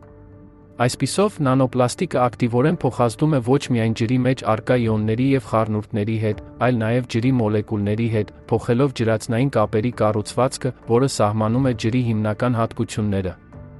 Արդյունքում փոխվում են ջրի ջերմունակությունը եւ ջերմահաղորդունակությունը։ Սա հանգեցնում է ջերմաստիճանի բարձրացմանը եւ ամբողջ օվկիանոսի տաքացմանը։ Կարևոր է նշել, որ նանոպլաստիկի նույնիսկ փոքր քանակությունը կարող է հսկայական ազդեցություն ունենալ ջրի հատկությունների վրա, դա պահանջում է հետագա հետազոտություններ եւ նանոպլաստիկի կոնցենտրացիայի գնահատում տարբեր ջրային միջավայրերում, որպեսզի լիովին հասկանանք դրա ազդեցությունը։ Նանոպլաստիկ մասնիկները օվկիանոսում նման են մի գթալ ջութի, մեղրի տակառի մեջ։ Միկրո եւ նանոպլաստիկը հոսանքների միջոցով տեղափոխվում է օվկիանոսով մեկ, լողացող մասնիկները մնում են մակերեսի վրա, մինչդեռ ավելի խիտ կամ բիոտայով աղտոտված միկրոպլաստիկը սուզվում է ծովի հատակ, եւ եկեք հիշենք ջերմային սեպի գոտիների մասին։ Ջրի այս շերտերն ունեն տարբեր ջերմաստիճան եւ խտություն, եւ հետեւաբար միկրոպլաստիկը կարող են զգալի քանակությամբ կուտակվել այստեղ։ Եկեք դիտարկենք դա, օգտագործելով բազմահարկ շենքի օրինակը։ Պատկերացրեք 10 հարկանի շենք, որտեղ 5-րդ եւ 10-րդ հարկերում ջերմային խցանումներ կան, որոնք խաթարում են ջերմության բնականոն հեռացումը, հավասարաչափ բաշխվելու փոխարեն ջերմությունը կուտակվում է այս հարկերում եւ չի հեռանում տանիքով։ Ջերմապատկերը ցույց կտա, որ այս շենքի ներսում ջերմաստիճանը զգալիորեն ավելի բարձր է, քան նույն մեկ այլ շենքի ջերմաստիճանը, որտեղ չկա ջերմային գերբեռնվածություն։ Նման կերպ նանոպլաստիկը ջրային միջավայրում խախտում է բնական ջերմափոխանակման մեխանիզմները։ Այսպիսով, օվկիանոսի ջրերում նանոպլաստիկի կոնցենտրացիայի ավելացումը հանգեցնում է բնական ջերմափոխանակման մեխանիզմների խաթարմանը։ Սա, ի վերջո, կարող է նպաստել ամբողջ օվկիանոսի ջերմաստիճանի բարձրացմանը, ինչը կազդի ամբողջ մոլորակի կլիմայի վրա։ Երբ ջուրը տաքանում է, այն հակված է ավելորդ ջերմություն արձակելու, երբ ջուրը տաքանում է, նրա մոլեկուլները սկսում են ավելի արագ շարժվել, ուղղվելով դեպի մակերես։ Ազդեցությունը մթնոլորտի վրա։ Ավելորդ էներգիայի պատճառով ջրի որոշ մոլեկուլներ անջատվում են մյուս մոլեկուլներից եւ վերածվում գոլորշու։ Պատկերացրեք, որ օդապարուկը դանդաղ բարձրանում է դեպի երկինք, այդ օդապարուկը մեր ջրային գոլորշիներն են։ Բարձրության ավելացման հետ օդի ջերմաստիճանը նվազում է, նման պայմաններում ջրի գոլորշին սկսում է խտանալ, վերածվելով մանր կաթիլների։ Բայց որպեսզի ջրի կաթիլները ձևավորվեն, դրանք ունեն միկրոսկոպիկ մասնիկների աջակցության կարիք, որոնք կոչվում են կոնդենսացիոն միջուկներ։ Դրանք կարող են լինել փոշու մասնիկներ, ծովի աղը կամ մուրը, որքան շատ լինեն կոնդենսացիոն միջուկները, այնքան ավելի արագ է ընթանում գործընթացը։ Մթնոլորտում ջրի գոլորշին և ջրի կաթիլները բախվում են շրջակա օդում առկա էլեկտրական դաշտերի ու մթնոլորտի ստատիկ լարվածության հետ և ձեռք են բերում էլեկտրական լիցք։ Լիցքերը չափազանց կարևոր են և ամպերի ձևավորման գործընթացում որոշիչ դեր են խաղում։ Եթե դուք շրջապատված եք վատ եղանակով և ամպրոպով, ապա գիտեք, որ որոշ ամպեր ունեն էլեկտրական լիցքեր։ Բայց վաղուց արդեն հայտնաբերվել է, չնայած դա այժմ առանձնապես կարևոր կամ արդիական չի համարվում, որ իրականում բոլոր ամպերն են լիցքավորված։ Այսպիսով, եթե նայեք ամպին, օրինակ, որը ես դիտում եմ հենց հիմա, հարց է առաջանում. Ինչպես են դրանք ձևավորվում, ինչ է կատարվում այնտեղ, և մենք պարզեցինք, որ լիցքերը առանցքային դեր են խաղում։ Լիցքավորված կաթիլները փոքր մագնիսների նման սկսում են ձգել իրար, ինչը արագացնում է մեծ կաթիլների առաջացման գործընթացը։ Այս կաթիլները միավորվում են, առաջացնելով ամպեր և տեղումներ, այդ թվում կարկուտ։ Բայց երբ գործընթացին խառնվում են միկրո և նանոպլաստիկի մասնիկները, դրանք կարող են խախտել մթնոլորտում այս էլեկտրական և ջրային գործընթացների նուրբ հավասարակշռությունը։ Սառցե բյուրեղների և աերոզոլային մասնիկների փոխազդեցությունը, ներառյալ պլաստիկը, մեծացնում է մթնոլորտի էլեկտրաստատիկ լիցքը։ Ավելին, միկրո և նանոպլաստիկի մասնիկները դառնում են ջրի գոլորշիների խտացման արդյունավետ կենտրոններ։ Այս լիցքավորված մասնիկների շուրջ ջրի կաթիլների, սառույցի բյուրեղների և կարկուտի առաջացման գործընթացն ավելի արագ է տեղի ունենում։ Որքան մեծ է նանոմասնիկների մակերեսը, այնքան մեծ են մթնոլորտում ձևավորվող կարկուտի և անձրևային ամպերի չափերը։ Մենք արդեն տեսնում ենք, որ նման իրադարձությունները դառնում են ավելի հաճախակի ու կործանարար։ Միկրո և նանոպլաստիկի առկայությունը կարող է ազդել օվկիանոսի մակերևույթից գոլորշիացման խտության և ֆիզիկական հատկությունների վրա, դանդաղեցնելով դրանց բարձրանալը, ասես փուչիկից թելով խճաքար կապած լինի։ Արդյունքում ամպեր են առաջանում սովորաբար 2 կիլոմետրից ավելի ցածր բարձրությունների վրա։ Ցածր ամպերը տեղաշարժվում և ավելի քիչ արդյունավետ են բաշխում տեղումները։ Սա որոշ շրջաններում առաջացնում է երաշտ, իսկ որոշ շրջաններում՝ առատ տեղումներ։ Ավելի խիտ ամպերը, ինչպես վերմակը, ջերմությունը պահում են մթնոլորտում և թույլ չեն տալիս, որպեսզի այն ցրվի տիեզերքում։ Ջերմաստիճանի բարձրացումը հանգեցնում է օվկիանոսների և ծովերի ջրի էլ ավելի մեծ գոլորշիացման, և որքան շատ է խոնավությունը, այնքան մթնոլորտը տաքանում է։ Դա արատավոր մի շրջան է, և հարկ է նշել, որ տաքացման յուրաքանչյուր աստիճանի դեպքում օդում խոնավություն ավելանում է մոտ 7%-ով, իսկ կայծակների քանակն ավելանում է 12%-ով։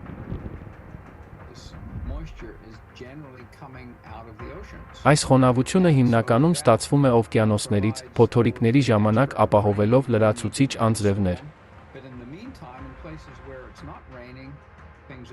Միաժամանակ, այն տարածքներում, որտեղ անձրև չկա, հողն ավելի արագ է չորանում, ինչը հանգեցնում է ավելի ինտենսիվ երաշտի, ջերմային ալիքների և անտառային հրդեհների։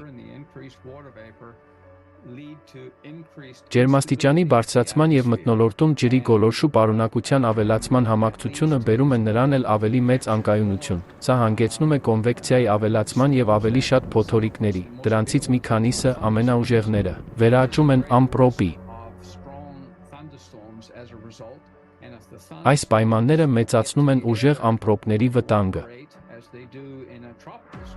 Երբ ամպրոպները սկսում են միավորվել և փոխազդել, ինչպես արևադարձային փոթորիկների դեպքում, դրանք կարող են վերածվել ավելի հզոր փոթորիկների։ Այս բոլոր գործոնները, գումարվելով, մեծացնում են այնպիսի երևույթների գոյացման ռիսկերը, ինչպիսին են փոթորիկները, սաստիկ ամպրոպները, հատկապես գերբջջային փոթորիկները, որոնք առաջացնում են կարկուտ, և որոշ վայրերում, համապատասխան պայմանների դեպքում, կարող են առաջացնել տորնադոներ։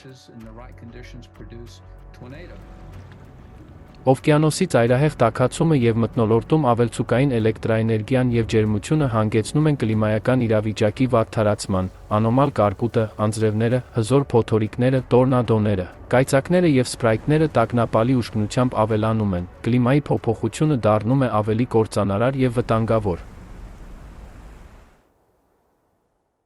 Փոխազդեցություն մոլորակի մագնիսական դաշտի հետ։ Օվկիանոսները զբաղեցնում են Երկրի մակերեսի մոտ 70%-ը։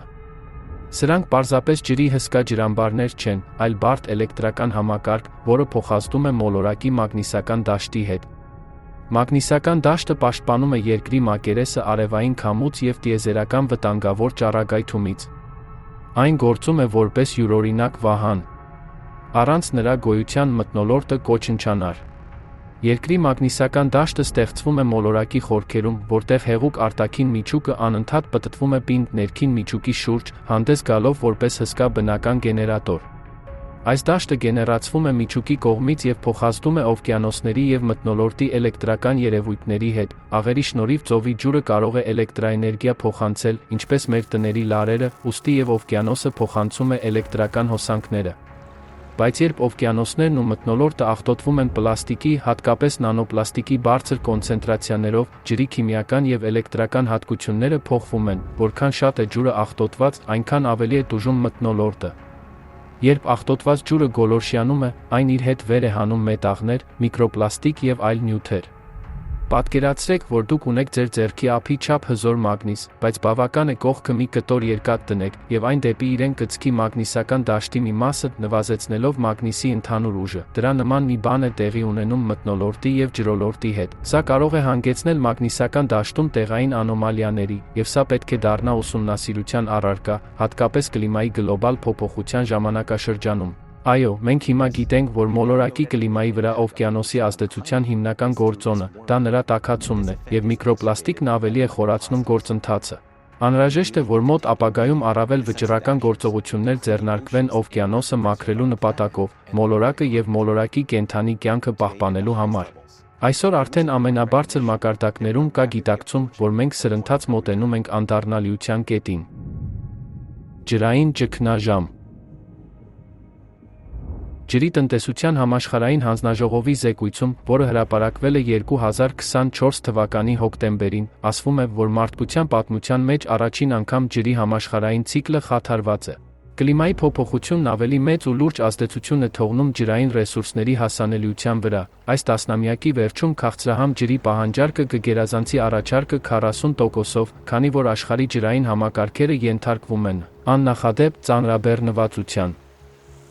Աշխարհի քաղցրահամ ջրի պաշարների մոտ 70%-ն օգտագործվում է մշակաբույսերի ոռոգման համար, այնուամենայնիվ շատ ոռոգման համակարգերն անարդյունավետ են, ինչը հանգեցնում է ջրի զգալի կորուստների։ Ջերմաստիճանի բարձրացումը, տեղումների փոփոխվող օրինաչափությունները եւ ավելի հաճախակի դարձած էքստրեմալ եղանակային իրադարձությունները սպառնում են համաշխարհային պարենային անվտանգությանը, արդեն կանխատեսվում է, որ առաջիկա 25 տարում համաշխարհային պարենային պաշարների կեսից ավելին կվերանա, իսկ 3 միլիարդ մարդ արդեն ապրում է ջրի պակասի պայմաններում։ Սա իսկապես շատ մտահոգիչ է եւ մոտ ապագայում կազդի ամբողջ աշխարհի վրա։ Օվկիանոսի արժեքը մոլորակի վրա կյանքը պահպանելու համար ակնհայտ է, եւ համաշխարհային առաջնորդներն արդեն խոսում են հրատապ քայլեր ձեռնարկելու անհրաժեշտության մասին։ Համաշխարհային օվկիանոսի վիճակը 2024 թվականին խորագրով ՅՈՒՆԵՍԿՕ-ի զեկույցը կոչված է իրազեկել քաղաքական գործիչներին եւ խթանել նրանց գործողությունները, ստեղծելու այն օվկիանոսը, որն անհրաժեշտ է մեր երազած ապագայի համար։ ՄԱԿ-ի գլխավոր ասամբլեայի նախագահ պարոն Ֆրենսիսը ճիշտ է ասել, որ օվկիանոսը մեր ամենահզոր դաշնակիցն է կլիմայի փոփոխության դեմ պայքարում, այսպիսով, մեր ընդհանուր պատասխանատվությունն է ճիշտ ուղի ընտրել եւ վերստին պարտավորվել կայուն կերպով կառավարելու օվկիանոսի թանկարժեք ռեսուրսները, որպեսզի դրանք հասանելի լինեն սերնդեսերունդ։ Եվ գիտնականները գիտեն, որ եթե մենք չունենանք օվկիանոս, մենք չենք ունենա բույսեր ցամաքում, մենք չենք ունենա թթվածին, մենք չենք ունենա գոյատևելու հնարավորություն։ ՄԱԿ-ի գլխավոր քարտուղար Անտոնիո Գուտերեշը ընդգծեց նաև հրատապ գործողությունների անհրաժեշտությունը, կոչ անելով կառավարություններին, բիզնեսին, ներդրողներին, գիտնականներին եւ համայնքներին միավորվել մեր օվկիանոսը պաշտպանելու համար։ Ալլատրա միջազգային հասարակական շարժման նախագահ Մարինա Օվցինովան COP29-ին առանցքային հայտարարություն արեց այն մասին, որ կլիմայական աղետների թիվն աննախադեպ աճում է, ինչպես նաև նշեց, որ մենք չենք գիտակցում, թե որքան ժամանակ է մնացել մինչև անդառնալիության կետը։ Ակնհայտ է, որ օվկիանոսների առողջության պահպանումը շատ կարևոր է մեր մոլորակի ապագայի համար։ Ստեղծված կրիտիկական իրավիճակի ըմբռնումը, ինչպես տեսնում ենք, առկա է։ Շատ կարևոր բառեր են ասվում օվկիանոսի մաքրման մասին, իսկ ինչ կոնկրետ քայլեր են ձեռնարկվում հենց հիմա, վտանգավոր վիրուսով վարակված մեր մոլորակը բուժելու համար։ Հիվանդը ավելի շուտ մահացած է, քան կենդանի, և միայն ժամանակի հարց է, երբ նա կդադարի շնչել, իսկ ինչ են անում բժիշկները։ Սիզիփոսի աշխատանք։ Իրավիճակը ինչ-որ կերպ բարելավելու համար փորձ է արվում օվկիանոսը մաքրել մակերեսին գտնվող խոշոր աղբից։ Տարբեր կազմակերպություններ և նախաձեռնություններ աշխատում են պլաստիկի և այլ աղբի հավաքման նախագծերի վրա, որոնք լողում են մակերեսին։ Օվկիանոսի մաքրման ամենահավակնոտ նախագիծը The Ocean Cleanup կազմակերպության նախաձեռնությունն է։ Այս տեխնոլոգիան կայանում է նրանում, որ երկու նավ լողում են ջրի վրա և իրենց հետևից քաշում մոտ 2,2 կիլոմետր երկարությամբ պատնեշ, որը ջրի տակ է սուզվում 4 մետրով։ Այս խորության վրա է գտնվում պլաստիկի թափոնների մեծ մասը։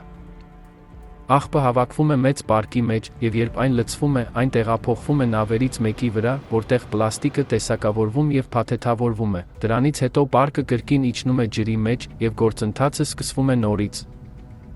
Առաջին հայացքից դա հիանալի է թվում, բայց կան մի քանի նրբերանգներ, երբ աղբը որսում են, պլաստիկի հետ միասին թակարդվում են նաև կենդանի օրգանիզմները, որոնք ապրում են ջրի մակերեսին, ինչպիսիք են միկրոսկոպիկ ջրիմուռները, մանրաձկնիկները և մեդուզաները։ Մինչ այժմ ոչ ոք չի հաշվառել, թե որքան կենդանի էակներ են հայտնվում ցանցում։ Բայց եթե այդ օրգանիզմները ոչնչացվեն մեծ քանակությամբ, դա բացասաբար կանդրադառնա բոլոր ծովային բնակիչների վրա, քանի որ կխախտվի սննդային շղթան։ Չնայած կենդանիների անվտանգության ապահովման ուղղությամբ ձեռնարկվող միջոցառումներին, խնդիրը չի հաջողվում լուծել։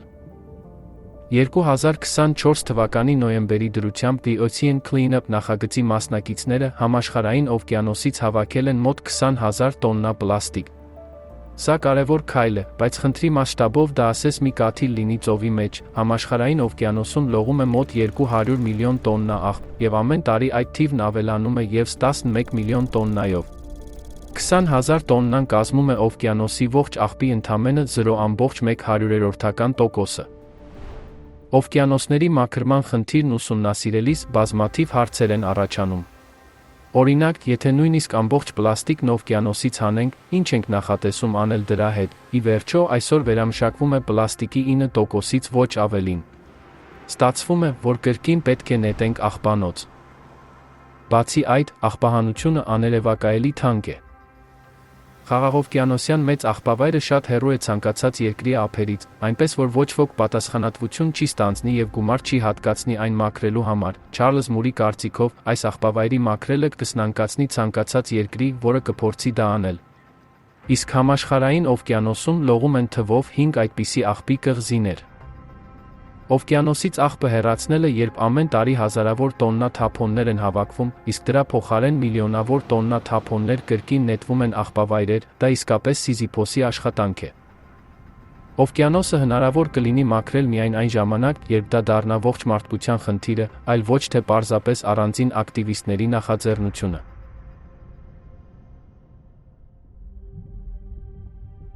Խոշոր աղբը խնդրի միայն մի փոքր մասն է։ Խոսքը միայն օվկիանոսի մակերեսին լողացող պլաստիկի մասին է։ Ընդ որում դա ընդամենը մի փոքր մասն է, 1%-ից պակաս նրանից, ինչն իրականում լողում է օվկիանոսում, պատմում է Մելանի Բերգմանը, ծովային կենսաբան Ալֆրեդ Վեգեների ինստիտուտից։ Երբ պլաստիկը տրոհվում է միկրո և նանոմասնիկների, գրեթե անհնար է դառնում օվկիանոսը մաքրել այս աղտոտիչից։ Միկրոպլաստիկից ջուրը մաքրելու տեխնոլոգիաների մշակումները գոյություն ունեն, բայց դրանք դեռ փորձարարական փուլում են, և մենք դեռ հեռու ենք դրանց գլոբալ մակարդակով գործնական կիրառումից։ Հիմնական խնդիրների թվում են սահմանափակ արդյունավետությունը և այդպիսի լուծումների մասշտաբայնության բարդությունը։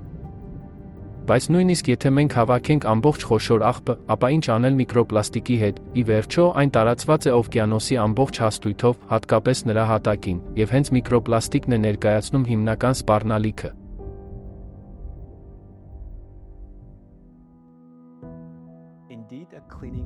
Իրականում օվկիանոսի մաքրումը նման է Սիզիֆոսի աշխատանքի, քանի որ օվկիանոս թափվող թափոնների քանակը շատ ավելի մեծ է, քան այն, ինչ դուրս է բերվում այդտեղից։ Ինչ պետք է անենք, ակնհայտ է, որ մաքրման առկա տեխնոլոգիաները չեն համապատասխանում խնդրի մասշտաբներին, դրանք միայն մի փոքր դանդաղեցնում են մոլորակի կլիմայական անդունդ գլորվելը, ևս մի փոքր ժամանակ, եւ մենք կհատենք անդառնալիության կետը, հետեւաբար հարց է առաջանում. Արդյոք մարդկությունն ունի տեխնոլոգիաներ, որոնք կարող են մաքրել համաշխարհային օվկիանոսը միկրո եւ նանոպլաստիկից, թե մենք դատապարտված ենք։ Տեխնոլոգիան արդեն գոյություն ունի։ Երբ խոնավությունը գոլորշիանում է, միկրոպլաստիկը ջրի մակերևույթից բարձրանում է մթնոլորտ, օվկիանոսը եւ մթնոլորտը միկրո եւ նանոպլաստիկից մաքրելու համար մեզ անհրաժեշտ է մոլորակային մասշտաբի ֆիլտր։ Եվ նման ֆիլտրի դերը կարող են կատարել մթնոլորտային ջրի գեներատորները, կամ կարճ ասած ՄՋԳ-ները դրանց զանգվածային կիրառմամբ։ Սա մի սարքավորում է, որը մթնոլորտային խոնավությունը վերածում է մաքուր ջրի։ Ամեն օր ջուրը գոլորշիանում է մեր բոլոր օվկիանոսների, ծովերի եւ լճերի մակերեսից, երբ այն բարձրանում է որոշակի բարձրության վրա, այն սառչում է մինչև ցողի կետը եւ վերածվում ամպի, եւ հետո բնականաբար քամին քշում է այս ամպը։ Երբ դրա ջերմաստիճանը իջնում է ցողի կետից ցածր, այն վերածվում է անձրևի եւ նորից փոխում իր վիճակը։ Օդից խոնավություն վերցնելով մենք խթանում ենք գոլորշիացումը։ Գոլորշիացման հետ մեկտեղ մակերևույթից բարձրանում են միկրո եւ նանոպլաստիկի նոր չափաբաժինները։ Սարքավորման աշխատանքի սկզբունքը հետևյալն է. այնտեղ մտնող օդը նախ ենթարկվում է զտման։ Ջուրը խտանում է օդում պարունակվող խոնավությունից։ Այսպիսով միակ բանը, ինչը արդյունահանվում է սարքի միջոցով, դա H2O-ի մոլեկուլն է, որն ավելի փոքր է, քան միկրոպլաստիկի մասնիկները։ Այսինքն, այսպիսով մենք կմաքրենք օվկիանոսը միկրոպլաստիկից, կնվազեցնենք բեռը մեր մոլորակի ջրային պաշարների վրա։ Եվ այս կերպ մենք խմելու ջրով կապահովենք այն շրջանները, որոնք ունեն դրա պահանջը։ Միայն դա պետք է արվի արդյունաբերական մասշտաբներով, եւ դա պետք է լինի համաշխարհային կառավարական մակարդակով։ Այսպիսով մթնոլորտային ջրի գեներատորները դառնում են արհեստական ստիճներ, որոնք ներկառուցված են մոլորակի ջրային ցիկլի մեջ։ Բացի այդ, ինտենսիվ գոլորշիացումը սառեցնում է օվկիանոսը։ Օդից ջրի խտացման տեխնոլոգիան աշխատում է արյան մաքրման ընթացակարգի, պլազմոֆերեզի սկզբունքով, այնպես, ինչպես պլազմոֆերեզն է հեռացնում վնասակար բաղադրիչները արյունից եւ վերականգնում օրգանիզմի իմունիտետը, այդպես էլ մթնոլորտային ջրի գեներատորն է զտում նանոպլաստիկը ջրային գոլորշիներից եւ վերականգնում է օվկիանոսի բնական գործառույթները։ Այսպիսով մենք կմաքրենք մթնոլորտն ու օվկիանոսը միկրոպլաստիկից, ավելին, ՄՋԳ կայանքների օգնությամբ մենք կստանանք մաքրված ջրի անհրաժեշտ ծավալը կենցաղային եւ արտադրական բոլոր կարիքների համար։ Օգտագործված ջուրը պետք է վերադառնա հողի մեջ, որտեղ այն կփոխազդի միկրոօրգանիզմների հետ, որոնք քայքայում են նանոպլաստիկը, հարստանում են հանքանյութերով եւ անցնում բնական հետմաքրման գործընթացով։ Հողի մեջ խոնավության ներթափանցումից հետո ստորերկրյա ջրերն ու գետերը, որոնք չորացել են, կսկսեն վերականգնվել։ Հողը կդառնա բերրի, եւ բուսականությունը կվերակենդանանա։ Բացի այդ, խոնավ հողը կօգնի հարթել ջերմաստիճանի տարբերությունները, իսկ ջրի բարձր ջերմային հաղորդունակությունը թույլ կտա արդյունավետորեն հեռացնել ջերմությունը տաք տարածքներից։ Սա հատկապես կարևոր է մոլորակի կլիմայական փոփոխությունների պայմաններում։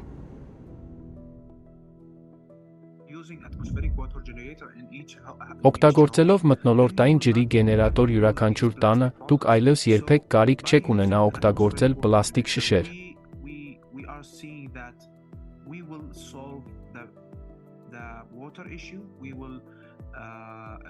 Այսպիսով, օգտագործելով մթնոլորտային ջրի գեներատոր, մենք կլուծենք ջրի խնդիրը, կնվազեցնենք պլաստիկի արտադրության վնասը, կնվազեցնենք փոխադրումից ածխաթթու գազի արտանետումները եւ կօգնենք շրջակա միջավայրին վերադառնալ բնական ցիկլին։ Արդյոք այս տեխնոլոգիան կարող է մարդկանց ապահովել ջրով անապատում։ Սա տեխնոլոգիա է, որը թույլ է տալիս ցանկացած վայրում ջուր ստանալ, քանի որ այս տեխնոլոգիայի բուն սկզբունքն այն է, որ ջեռուցման եւ հովացման շնորհիվ առաջանում է խտացում։ Այսպիսով, լինի դա Նևադայի մահվան հովտում, թե Սահարա անապատում, մենք դեռ կարող ենք այնտեղ ջուր առաջացնել, այսինքն մենք կարող ենք ջուր առաջացնել մոլորակի ցանկացած կետում։ Բայց հարց է առաջանում. չկա արդյոք վտանգ, որ մենք այս կերպ կարող ենք չորացնել օդը։ Ինչ վերաբերում է շրջակա օդում կամ մթնոլորտում ջրի պարունակությանը, ապա, ինչպես արդեն ասացի, մթնոլորտի բնական հավասարակշռությունը խախտելու բացարձակապես ոչ մի միջոց չկա, քանի որ այն չափազանց մեծ է և չափազանց հզոր։ Եվ նույնիսկ եթե մենք ստեղծեինք զարմանալի հսկայական մեքենա, որը անընդհատ ջուր կվերցներ մթնոլորտից, ապա դա նույնն է, որ այն անմիջապես, կարծես մեկ այլ ձեռքով, ջուրը կվերցնի Խաղաղ օվկիանոսից կամ մոտակա ջրավազանից։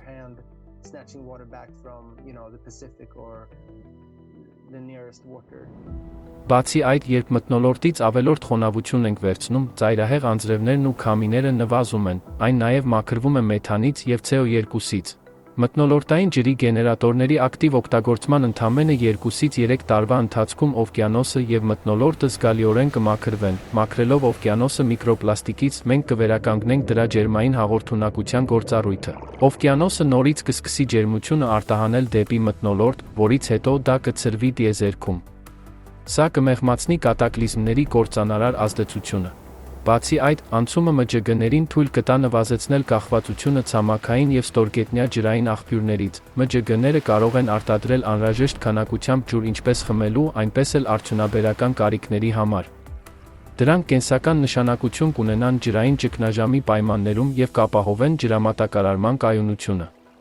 Դա թույլ կտա լիովին իրականացնել ՄԱԿ-ի կայուն զարգացման միանգամից մի քանի նպատակներ։ Որպեսզի օվկիանոսի մաքրման գործընթացը սկսվի գլոբալ մասշտաբով, մենք պետք է ամբողջ ջուրը ստանանք միայն մթնոլորտից, այսինքն ամբողջությամբ անցնենք ՄՋԳ-ներին։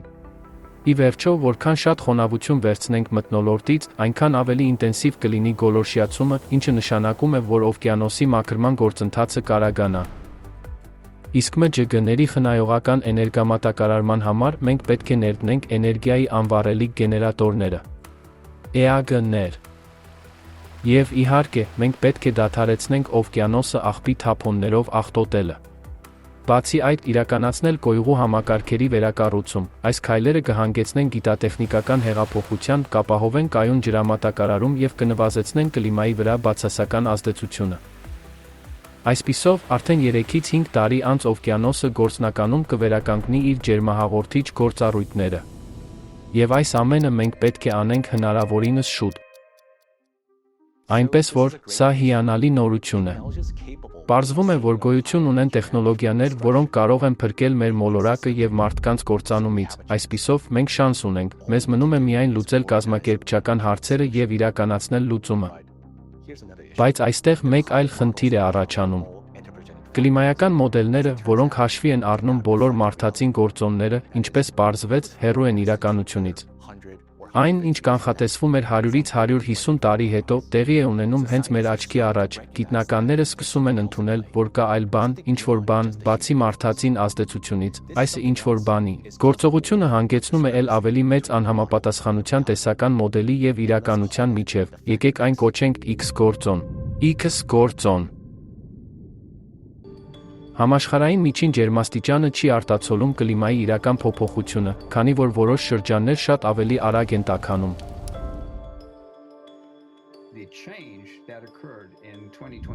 2023 թվականին տեղի ունեցած փոփոխությունները այնքան մեծ էին, և շատերը գերազանցեցին այն ամենը, ինչ մենք տեսել ենք նախկինում, և հետևաբար դա պահանջում է բացատրություն։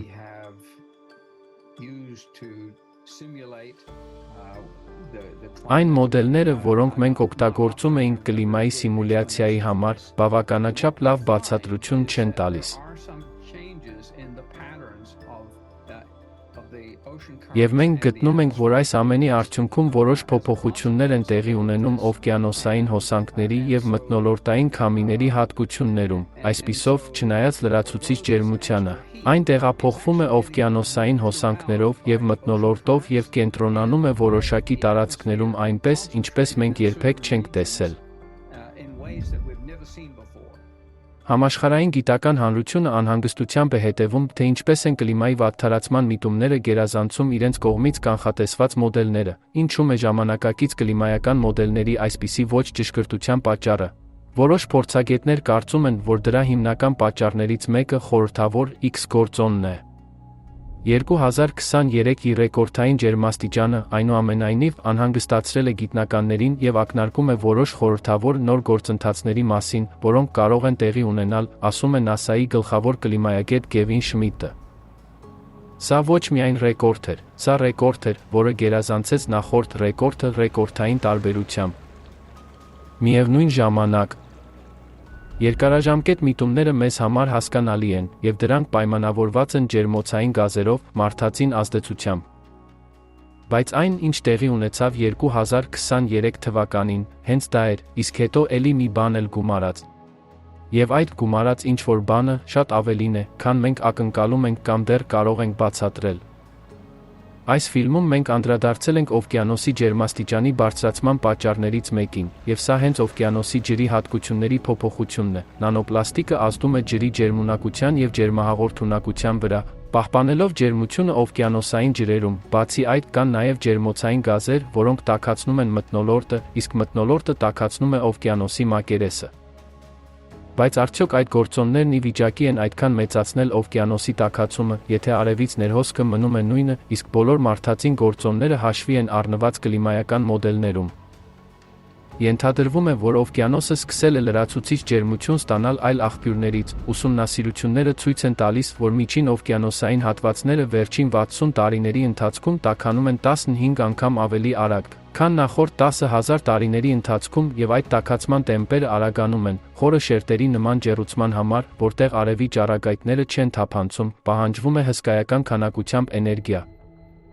Օրինակ, հենց Արևմտյան Անտարկտիդայի ափերին ու Էդել ծովի խորքային ջրերի տարօրինակ տաքացում է տեղի ունենում, մինչ ջրի վերին 700 մետրը հազիվ է տաքանում, խորը շերտերում ջերմաստիճանը անընդհատ բարձրանում է։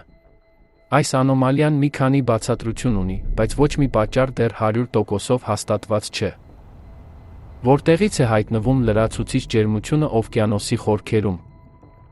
Ենթադրվում է, որ երկրի ընթերքից եկող ջերմությունը աննշան է, և այն կարելի է անտեսել, բայց միգուցե մենք թերագնահատում ենք այս գործոնը։ Ի վերջո, օվկիանոսի խորքերի մասին մեր գիտելիքները սահմանափակ են։ Բանն այն է, որ ծովի հատակի ավելի քան 70%-ը գտնվում է ավելի քան 3000 մետր խորության վրա։ Նման մեծ խորություններում հետազոտությունները կապված են բազմաթիվ տեխնիկական մարտահրավերների հետ, բատիսկաֆներն ու սենսորներն այնտեղ հազվադեպ են իջնում, իսկ հաշվարկները հիմնված են հին տվյալների վրա։ Մենք պարզապես չգիտենք, թե իրականում ինչ է կատարվում օվկիանոսի հատակին։ Օրինակ, միայն վերջերս գիտնականները հայտնաբերել են 19000 նախկինում անհայտ ստորջրյա հրաբուխներ։ Մինչ օրս քարտեզագրված է օվկիանոսի հատակի ընդամենը 5%-ը, քանի դեռ մենք չենք ուսումնասիրել այն 100%-ով, մենք ստիպված ենք աշխատել գրեթե կուրորեն։ Մերիլենդի համալսարանի օվկիանոսագետ, պրոֆեսոր Արթուր Վիտերիտոն նկատել է, որ 1995 թվականից ի վեր միջին օվկիանոսային լեռնաշղթաների երկայնքով օվկիանոսի հատակում երկրաշարժերի թիվն աճում է։ Այսպիսով, ես գծագրեցի սեյսմիկ ակտիվությունը միջին օվկիանոսային լեռնաշղթաների գոտիներում և այն համեմատեցի գլոբալ ջերմաստիճանի փոփոխությունների հետ, և մենք տեսնում ենք երկամյա ուշացում։ Այլ կերպ ասած, սեյսմիկ ակտիվությունը նախորդում է գլոբալ ջերմաստիճանի փոփոխությանը մոտ 2 տարով։ Որքան բարձր է սեյսմիկ ակտիվությունը, այնքան ավելի ակտիվ է մագմայի շարժումը համակարգում։ Այս հալված մագմայի ջերմաստիճանը կարող է գերազանցել 1000 աստիճանը։ Դա հենց այն է, ինչ մենք ուսումնասիրում ենք։ Մենք չունենք մագմայի բարձրացման ծավալի ուղղակի չափումներ։ Այն ամենը, ինչ մենք կարող ենք անել, սեյսմիկ ակտիվության մակարդակի չափումն է, քանի որ դրա համար մենք ունենք սեյսմիկ կայանների գլոբալ ցանց։ Այսպիսով, Արթուր Վիտերիտոյի ուսումնասիրությունները ցույց են տալիս, որ օվկիանոսի տաքացման վրա զգալիորեն ազդում են նաև էնդոգեն գործընթացները, ինչպիսիք են սեյսմիկ և մագմատիկ ակտիվությունը։ Իմ ուսումնասիրությունները ցույց են տալիս, որ երկրաջերմային ազդեցությունը հանդիսանում է գլոբալ տաքացման զգալի գործոն։ Ինչպես տեսնում ենք այստեղ, Argo-ի տվյալները ցույց են տալիս գլոբալ ջերմաստիճանի փոփոխությունները տարբեր խորություններում վերջին 20 տարիների ընթացքում։ Ջերմության մեծ մասը փոխանցվում է մակերեսի երկայնքով, բայց մենք նաև տեսնում ենք ջերմության բարձրացում ներքևից, այսինքն ջերմությունը գալիս է վերևից և ներքևից։ Ինչպես մենք նշեցինք, եթե մենք ավելացնենք շլեյֆի այս հատվածը, երևում է, որ մակերևութային շերտից ցածր շերտերում ավելի բարձր ջերմաստիճանները ոչ մի դեպքում չեն կարող գալ մակերեսից, քանի որ այստեղ առկա է սառը անոմալիա, իսկ դրա տակ գտնվում է տաք անոմալիան, բայց այն չի կարող ներթափանցել այս շերտի միջոցով, որը հայտնի է որպես ջերմային սեպ։ Ջերմային սեպն ըստ էության ընդգծված սահման է, որը բաժանում է տաք մակերևութային ջուրը, որը հայտնի է որպես խառը շերտ, և դրա տակ գտնվող շատ ավելի սառը ջրերը, որոնք կոչվում են խորքային ջրեր։ Փաստորեն, այս համակարգը փոխկապակցված է, այն իրականում թափանցում է ջերմային սեպի միջով, և վերջերս հայտնվել են մի քանի հետաքրքիր հետազոտություններ, որը ցույց են տալիս, որ ջերմային սեպն իրականում թուլացել է։ Դա տեղի է ունենում միջերկրածովյան լեռնաշղթաների տարածքներում սեյսմիկ ակտիվության մեծացման հետ համաժամանակ, այսինքն սա պատահական երևույթ չէ։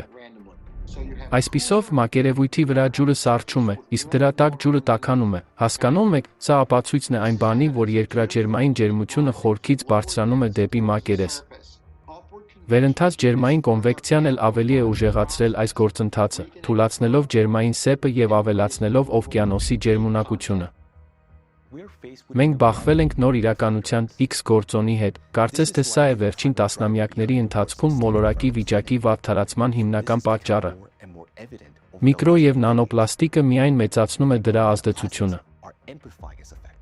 Այնուամենայնիվ, կա մի կարևոր հարց։ Ինչ է իրականում X գործոնը, այն ուժը, որը ջերմացնում է օվկիանոսի խորքերը։ Ալլատրայի գիտնականները գրեթե 30 տարի է ուսումնասիրում են X գործոնը, որը կապված է մոլորակի ներսում տեղի ունեցող փոփոխությունների հետ։ Սա գիտության տարբեր ոլորտներ ներկայացնող գիտնականների անկախ միջազգային խումբ է, միջուկային ֆիզիկայից և աստղաֆիզիկայից մինչև երկրաբանություն, մաթեմատիկա, կենսաբանություն և բժշկություն։ Նրանք միավորվել են համապարփակ հետազոտություններ անցկացնելու համար, ներառյալ կլիմայական և գեոդինամիկ փոփոխությունների ուսումնասիրությունը։ Տվյալների մանրակրկիտ և բազմամյա վերլուծության հիման վրա Ալլատրայի գիտնականները դիտարկում են X գործոնը որպես լրացուցիչ ջերմություն, որն առաջանում է մագմայի բարձրացումից։ Ցիկլային պրոցեսների հետևանքով։ Կլիմայի վերաբերյալ հիմնական գիտական տվյալները և առաջարկությունները կարելի է գտնել Երկրի վրա կլիմայական աղետների առաջընթացի և դրանց աղետալի հետևանքների մասին զեկույցում։ Այս զեկույցը Ալլատրայի նախագահ Մարինա Օվցինովան ներկայացրել է Վատիկանում, անձամբ Հռոմի Պապ Ֆրանցիսկոսին։ Ստացված տվյալները Վատիկանի կողմից ուսումնասիրությունից հետո Ալլատրա շարժումը ստացավ նորին սրբության առաքելական օրհնությունը, կլիմայի և բնապահպանության ոլորտում իր ջանքերի համար։ Զեկույցը ներկայացվել է նաև KAP 16-ին Կոլումբիայում և KAP 29-ին Ադրբեջանում։ Այն արժանացել է բարձր գնահատականի կլիմայաբանության և էկոլոգիայի ոլորտի մասնագետների կողմից։ Զեկույցին ներկայումս կարելի է ծանոթանալ ՄԱԿ-ի համաժողովի պաշտոնական կայքում և Ալլատրայի կայքում։ Կլիմայի գլոբալ փոփոխության պայմաններում մոլորակի և մարդկանց պաշտպանության խնդրի լուծումը պահանջում է ողջ գիտական հանրության համատեղ ջանքերը։ Ոչ մի երկիր կամ կազմակերպություն միայնակ չի կարող լուծել այս խնդիրը։ Ինչպես տեսնում ենք, իրավիճակը բավականին մտահոգիչ է։ Բացի կլիմայի փոփոխության հայտնի պատճառներից, կան լրացուցիչ գործոններ, որոնք մնում են քիչ ուսումնասիրված և պահանջում են հետագա հետազոտություններ, բայց դժվարությունն այն է, որ այս ամենը պետք է իրականացվի կլիմայի անընդհատ աճող վատթարացման պայմաններում, այլ կերպ ասած, կլիմայի փոփոխության դեմ պայքարելու համար մարդկության ժամանակը գնալով կրճատվում է։ Սակայն մթնոլորտային ջրի գեներատորների համատարած ներդրումը կարևորագույն քայլ է այս ճգնաժամի լուծման ճանապարհին։ Ի վերջո, այս տեխնոլոգիան թույլ կտա մաքրել համաշխարհային օվկիանոսը միկրո և նանոպլաստիկից, վերականգնել մոլորակի ջրային ցիկլը և ջերմային հավասարակշռությունը և, ի վերջո, կայունացնել կլիմայական իրավիճակը։ Մթնոլորտային ջրի գեներատորների կիրառման շնորհիվ մենք կշահենք անգնահատելի ժամանակը մարդկության գիտական և արդյունաբերական ներուժի պահպանման համար, և ժամանակի հետ ի հայտ կգան հույսն ու հնարավորությունները։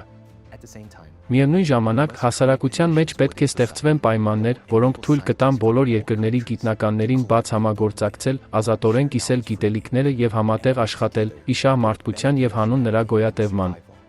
Այդ նպատակին հասնելու համար անհրաժեշտ է գլոբալ խաղաղություն, կայուն խաղաղություն բոլոր երկրների միջև։